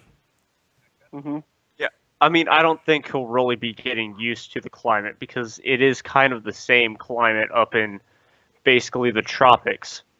For say, as in really humidity is my point, and yes, of course, yeah. So basically, he'll just be getting used to the tactics, like you said, and he'll be getting used to just the way that the players are, or the players play, and acting, and getting that chemistry, that bond together with his team.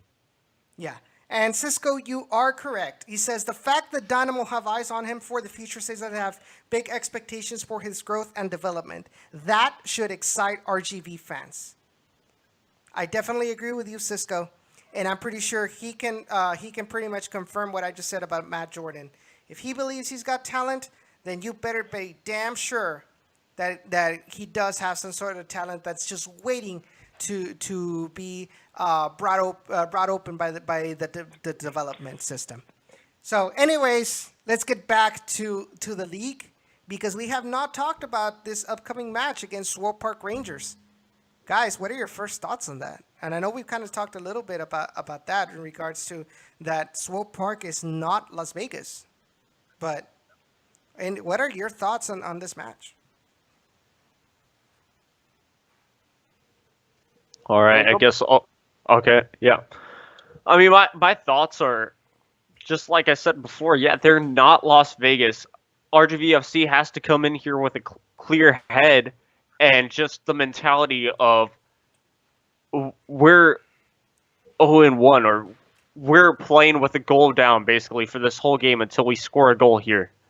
Like, as in, if they need to just get on the gas and score 2 goals. Something of that nature. The defense needs to be ready, and just the whole mentality of this team, they need to be focused. We all know when they come onto the road, they get a bit loose in a way. They lose focus. That's why we've had ties here. We've had losses of 3-2 and things like that.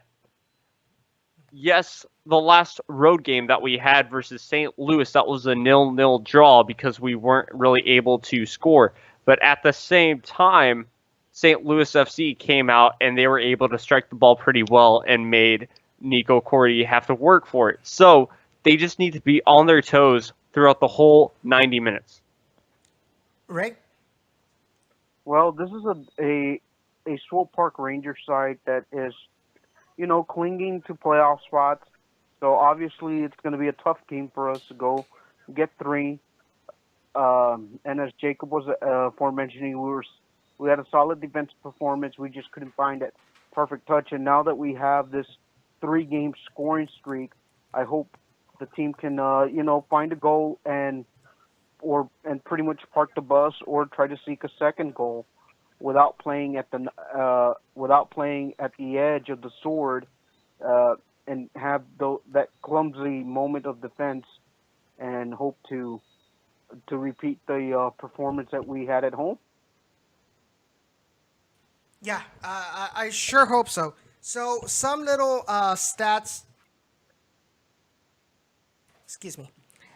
So some little stats on this little match, in the history of this match between RGVFC and Swope Park Rangers.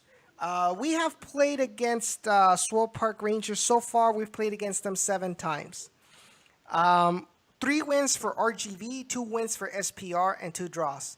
So it is a close rivalry. Indirectly a rivalry because of both of our parent clubs, Sporting Kansas City and Houston Dynamo, who, by the way, played yesterday, and the Dynamo completely demolished it. But that's for Generation Orange. Interesting. So in these 7 matches, RGV has scored 9 goals. Swope Park Rangers have scored 11 goals.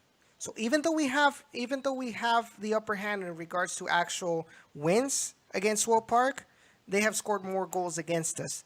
Now the history in scores. The first time we met in the ninth week of the 2016 season. We won 4-1. In the second time, which was about 3 weeks later, they beat us 2-0 at their home. Or 4-0 at their home. Then in the 24th match day of 2016, we beat them at their home 2-0. In 2017, we beat them at home, and the first time we met them on match 8, we beat them 1-0. 8 weeks later, away at Children's Mercy Park, they defeated us 4-0. The last game we played against them in 2017, 2-2 draw. And in 2018, at home, we drew 0-0. All of us were there present at that match. It was that match where the Toros defense looked stellar. But I think, if I'm not mistaken, it was the beginning of that little of that little bad momentum of not being able to score. But yeah, that was where I want to say where they had hit a crossbar towards the death of the match, and I'm all like, oh man, the tragedia did not happen. Yeah, it was close, but it didn't happen. But let me see what else I can get us out of here. Okay, so away. Let me get you record versus competition venue. Only away games. We've played them 3 times away. 2 out of the 3 times, 4-0 losses. And then 1 time that and let me just remind you that same Swope Park Rangers team, they don't have the same benefits as they did during those last 2 occasions. They are a wholly revamped, different squad this year. They didn't have Gonzalez, Didic, or anything like that. Yeah. And so, like I said before, their form up to this match isn't that great. The last 3 matches they've lost. So the last 5 games for the Rangers, they defeated Las Vegas Lights 3-2 at their home at Children's Mercy Park. They defeated Sounders 2 2-0 at Cheney Stadium. They lost at home against Sacramento Republic 3-1. Lost away against Portland Timbers 2-1, and lost 4-0 against Orange County at Children's Mercy Park. With that momentum, they're heading over to this match. They're going to be looking to end that momentum and clip it right in the bud before it gets any worse. And the Toros really have to be on their toes for this match in regards to that. We cannot give them any opportunities to get for the Swope Park Rangers to get in front of goal. Their record right now overall is 9-6-4. Yeah, and you bring up a great point right there. They've got momentum, but different types of momentum. Their momentum is in a plummeting slump in a way. And our momentum is just, it's a gain. It's a straight line gain in a way. So both teams are going to clash with a different type of mentality. Obviously, we want to keep this mentality going up, this excitement of scoring goals going up, and of course, getting those 3 points, because I'm pretty sure all the players want to feel happy after a game. And of course, same with Swope Park. So this is going to be a physical match by far. Both teams will be looking to out-tacticize the other, out-strategize the other, to be exact, because of the fact that both teams are looking to either change one team around or to continue another team's momentum to the top. Definitely. So these are the players that we have to be careful of. And Ray, if you have any additional comments about these players, you're more than free to do so. No, not really. I mean, it's just that the Toros just have to be on high alert from minute 1 through minute 90 to get the 3 points or even come away with a draw. You know. Mm-hmm. All right, so here it goes. Leading scorer Carlton Belmar, 11 appearances, 9 goals. Haji Berry, 20 appearances, 7 goals. Those are your top two. Your top two scorers. Top assisters, Haji Berry with 4 assists, along with Colton Storm with 4 assists as well. Carlton Belmar with 3.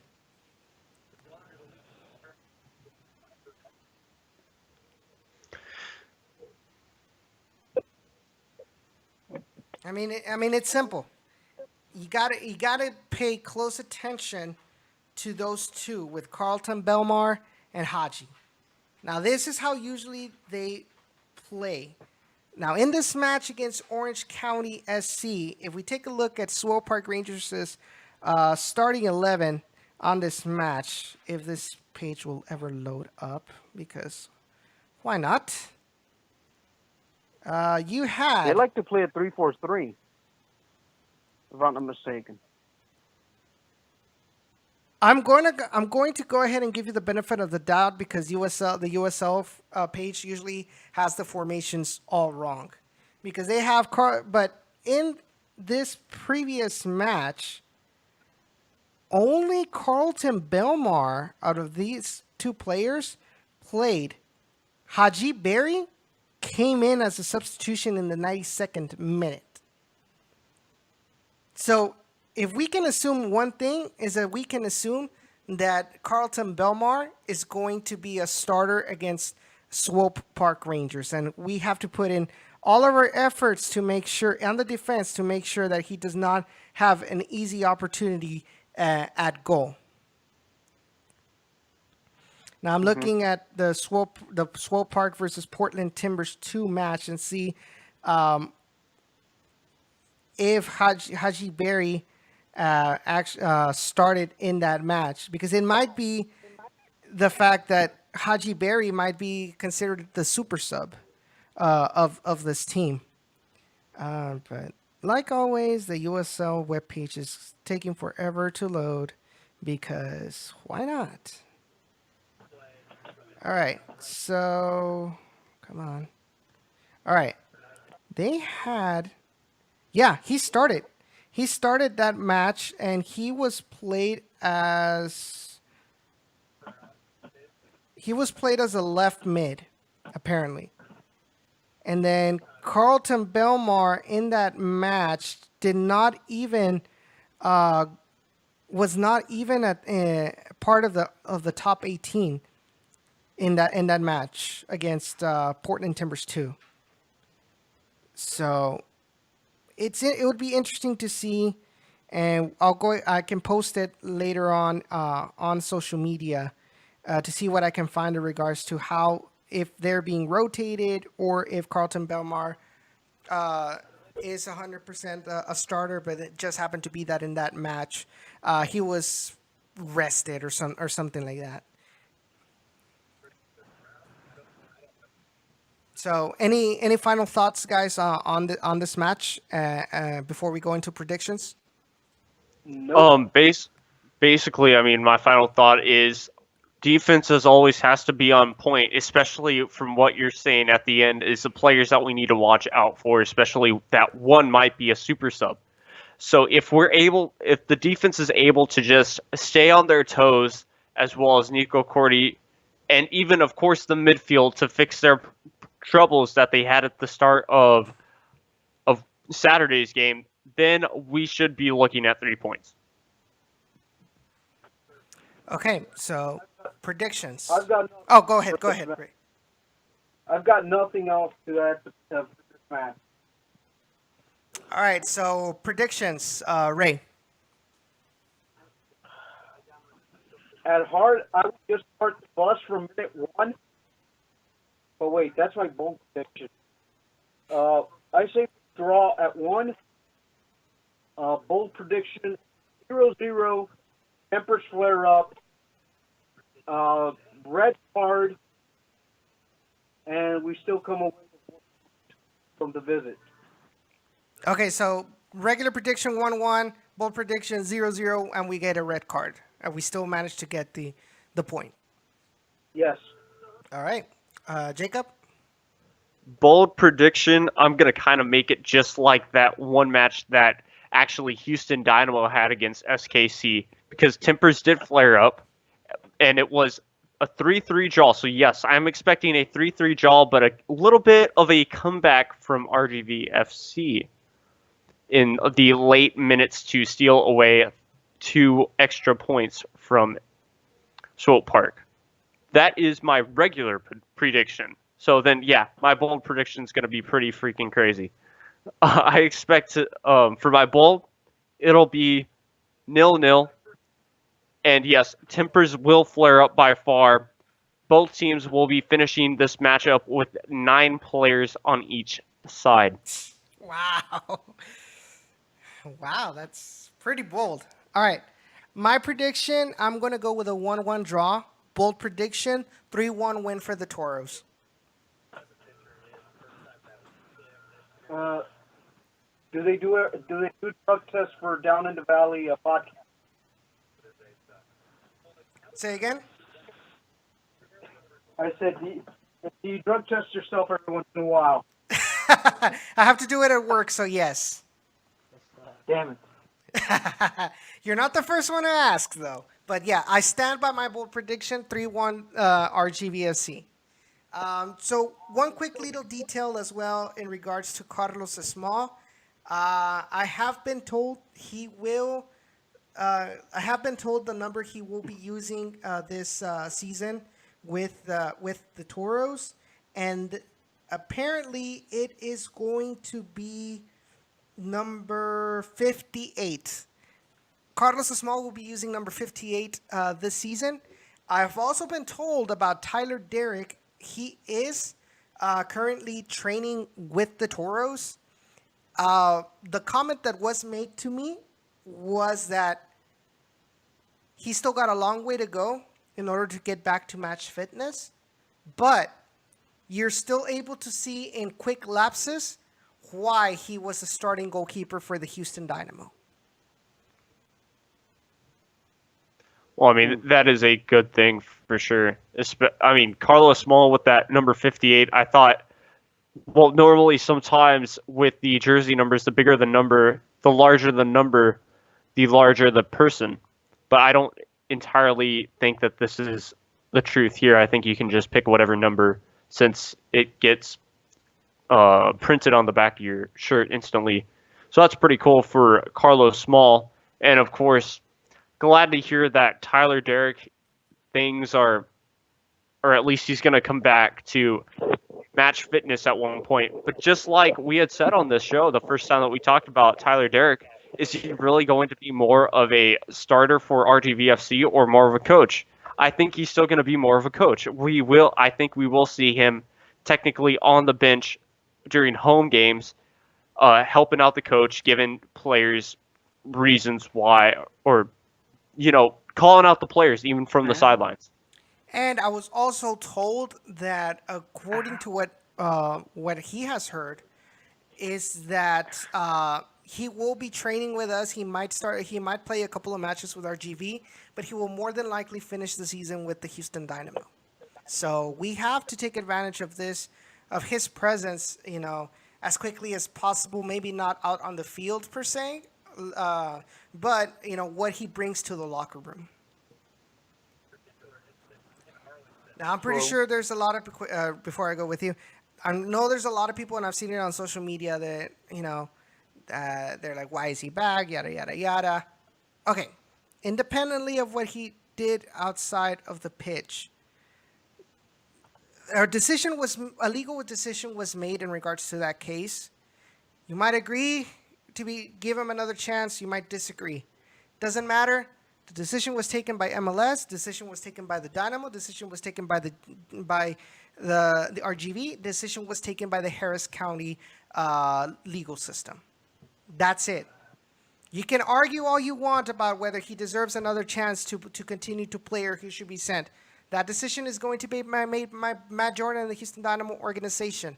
But for now, what he brings to the table is going to be very beneficial for the Toros.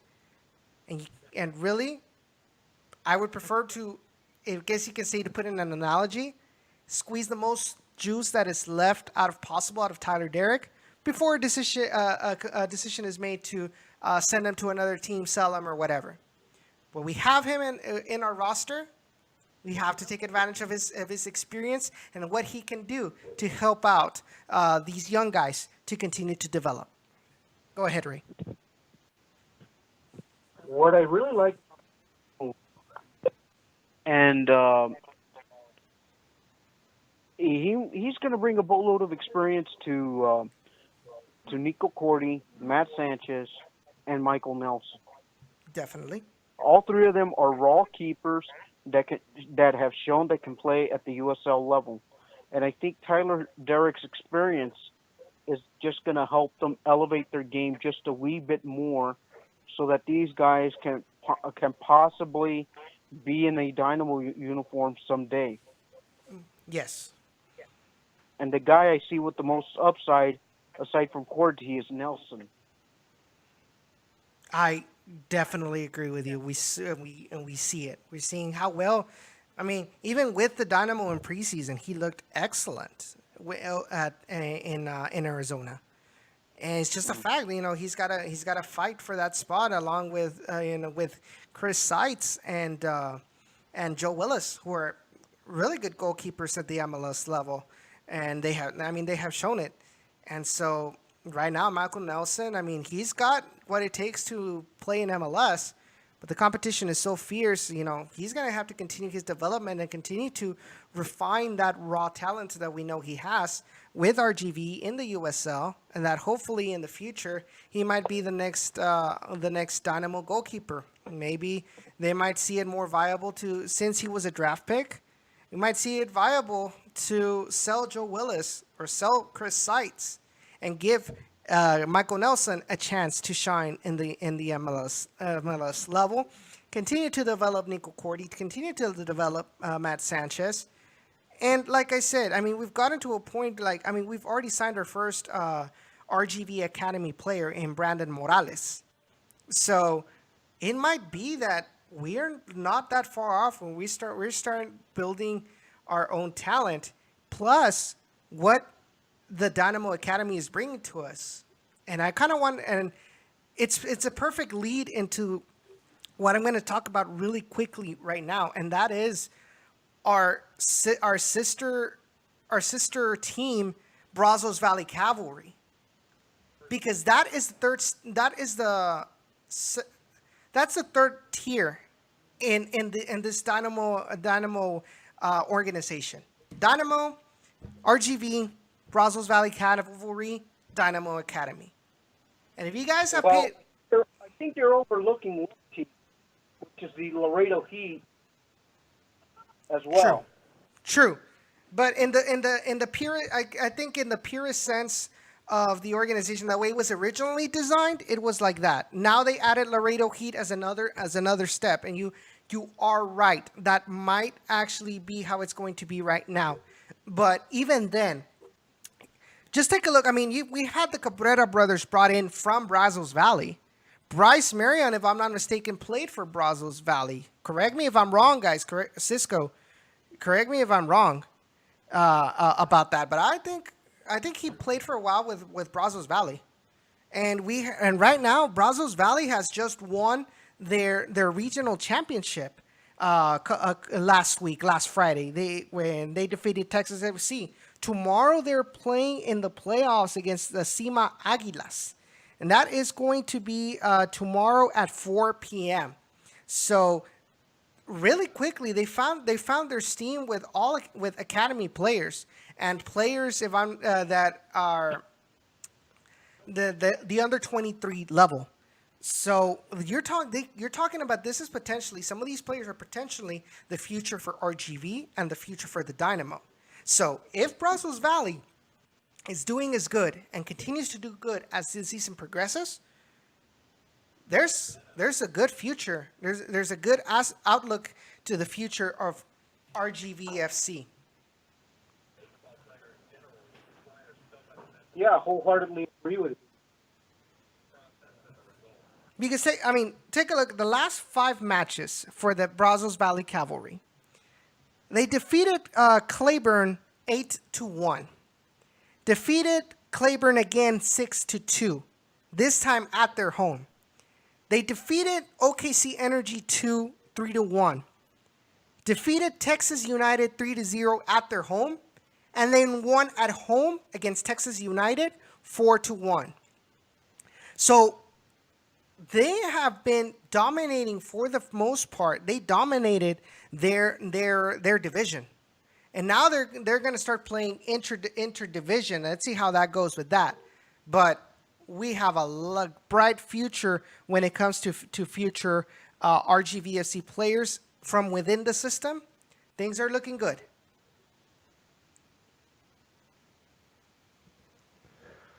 Oh yeah, for sure things are looking good, and it's about time that they are, because I know not long ago we were talking about things are not looking good and we need some help big time. Yes, the Dynamo were getting hurt and things like that, but we need some help big time for the Toros and just to help develop players. And now I think we've got that. We've got Bryce Marion. We've got, just like you said, Brazos Valley Cavalry, a lot of players coming down from Brazos Valley.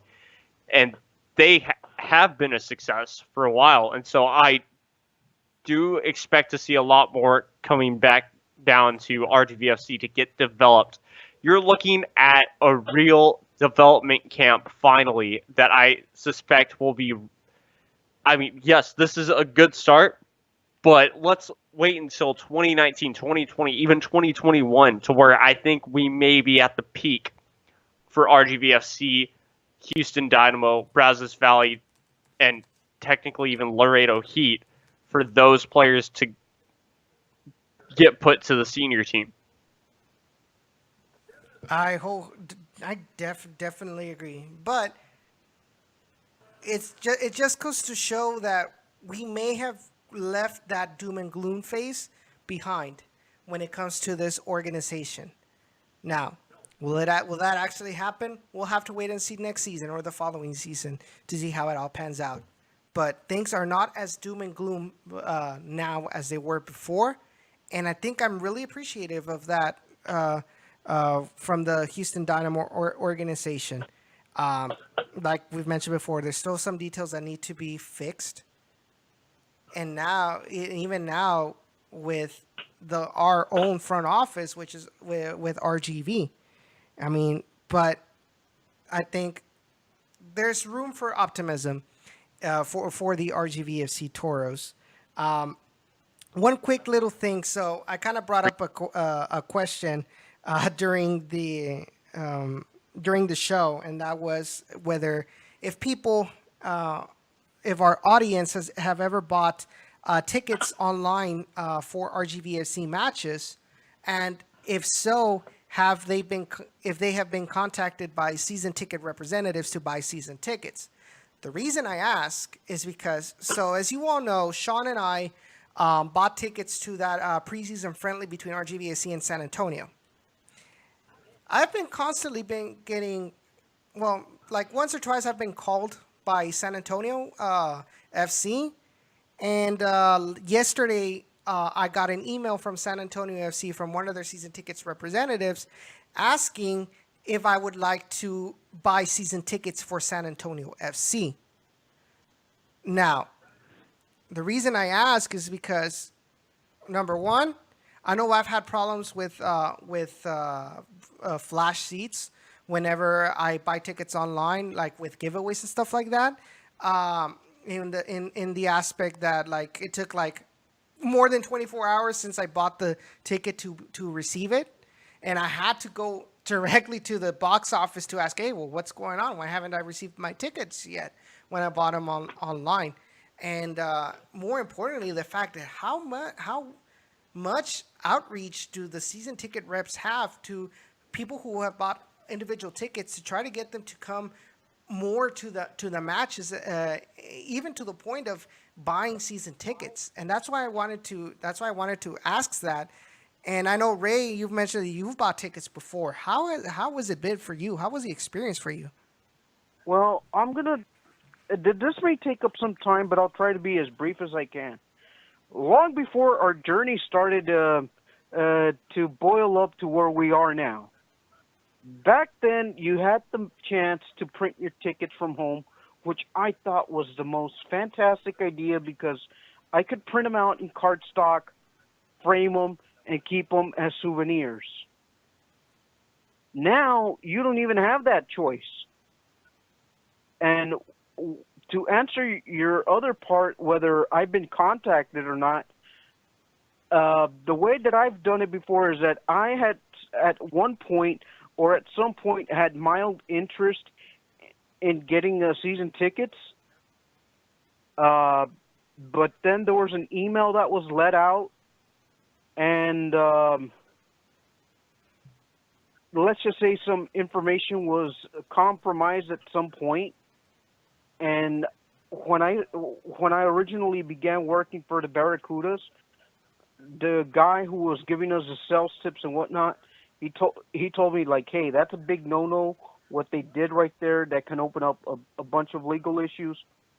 And since I was given that lecture, it was like I haven't received an email ever since. Now, I've gone up and bought tickets at the box office for the CONCACAF Tijuana Motagua match. No big deal. Like they didn't make an effort because the head of ticket sales rep was there and we talked for a little bit, bought my ticket, and then moved on. And they barely make an effort to contact you back and say you want to become a season ticket holder or anything like that. I believe you. I definitely believe you. I mean, this all goes back to that mentality that comes all the way from up on top, which is let them come to you, not us to them. You know, and I was so tempted, honestly, and I'll say it out here on air to all the 3 people that are watching us. I was so tempted to respond to that email saying, while I do appreciate your effort to contact me, and I really, like I said, I really appreciate it, and I think it's a good job that they're doing. I'm an RGVFC fan, so I'm not interested in getting season tickets, but like I said, I definitely am appreciative of them taking their time to send me an email inviting me to look at the option of buying season tickets for San Antonio FC. And from what you're telling me, that's not really happening with us at RGV. obviously we need more. We need a bigger pool of people that answer this question to kind of get a better idea how things are done, and if my suspicions are correct or not. But honestly, I think in that aspect, I think we continue to be lacking, and I think that's another reason why our attendance has been abysmal this year. Why we haven't had as many season ticket holders. Why the current season ticket holders have decided not to renew. We talked about it last time.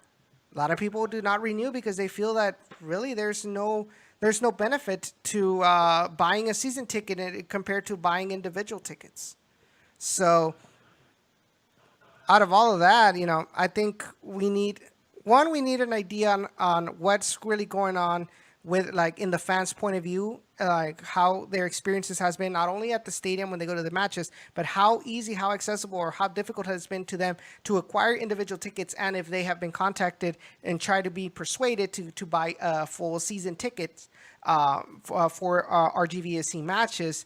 And number two, get the we're going to continue to work on trying to get people from front office to come on the air, on the show, answer questions you guys may have, but number two, get their point of view on how things are being run and as to why it's being run a certain way. So, Jacob, do you have anything to add to this before we sign off?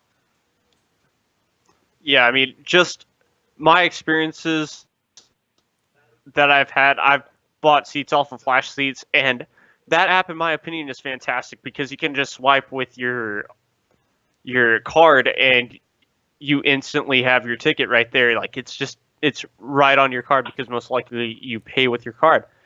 And that's a really cool thing. I enjoy that. And then, just like you said, yes, it is a problem that I've done that multiple times and I haven't gotten any ads or things like that saying, come join the Toros once again playing at blah, blah, blah, or gotten any calls.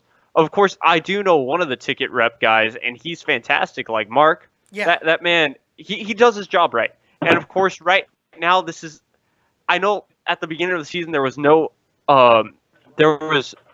like that necessary thing there wasn't that urge for the ticket reps to really call you back. But right now, there are a lot of job changes, even with the ticket rep people. So that might be a key, and that might be a problem. That's right now. But of course, it needs to be fixed, obviously, and who knows how it will be. So, yeah, and Cisco adds, he says, I went to San Antonio to watch the Rockets play, and they called me the next week asking if I wanted to buy season tickets to the Spurs. Keep in mind, Cisco, that both San Antonio FC and the Spurs are part of the same company, so they're being run the same. And it's a good, and it's, I guess you can say, it does add to this discussion how San Antonio is being run due to the fact that they do the same thing with in the basketball aspect of it. So if there's nothing else you guys want to add, yeah, go ahead, Ray. There is things I want to add. I mean, you just brought up the Spurs recently. Look at what they did to poor Kawhi Leonard. It looks like they basically ran the guy out of town. Maybe it was a guy wanting to go out of town. And yet, they even let one of the faces of the franchise go, and Tony Parker as well. So you might see a slight drop-off in season tickets for Spurs fans themselves. I mean, you trade away two of your face players that have been there for the franchise. One is pretty much alienated and wants out because of the way his injury situation was handled. So there's that also outside thing with the way they handled the Kawhi situation. That's interesting to note as well. It seems like they have that now. There's a need to get people to stay and stuff like that to continue to watch. And I have an idea, and I think I might be a reason why it's being done like that for the San Antonio FC as well. Because from what I gather from listening to the guys at the San Antonio Roundtable, San Antonio Soccer Roundtables, big shout out to Harry, as well as Texas Soccer Radio with Kyle Mankey, who is also part of the Beautiful Game Network. They have made some comments saying that there have been people from San Antonio that have not gone to games anymore ever since this whole fiasco with MLS to Austin, and the fact that a lot of people took it like, oh, if San Antonio is not going to MLS anymore, then I'm not going to support San Antonio FC if they're going to stay in second division. So I feel like maybe that might be kind of like a plan in order to try to keep people or try to attract new people to replace those that have decided to leave their support for San Antonio FC. And Harry, if I'm wrong, you're more than welcome to correct me on social media, and you're more than welcome to give your opinion on that. So that way we make sure that we give you guys, you the fans, we give you the most correct information on this subject, because even if we want to or not, we're always going to be compared to San Antonio because we're rivals. And if something is being done correctly, then even if it hurts us, even if we have to swallow our pride, we have to say, hey, you know what? You guys are doing things correctly. There might be some things that we should implement in order to make this team, RGV, better for fans. And I think San Antonio FC has kind of been more often than not, you know, as far as their front office kind of hitting the mark in order to get, you know, continue to have support of people going to the stadium to support SAFC. Not so much with RGV. I think we have a lot to learn from with San Antonio or other teams like Sacramento, Cincinnati. Who else? Well, I know Phoenix Rising has been doing so well with attendance as well.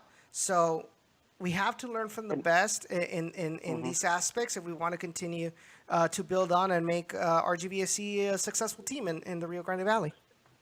And one last thing, I did see a Toros front office member going to make an announcement tomorrow at noon.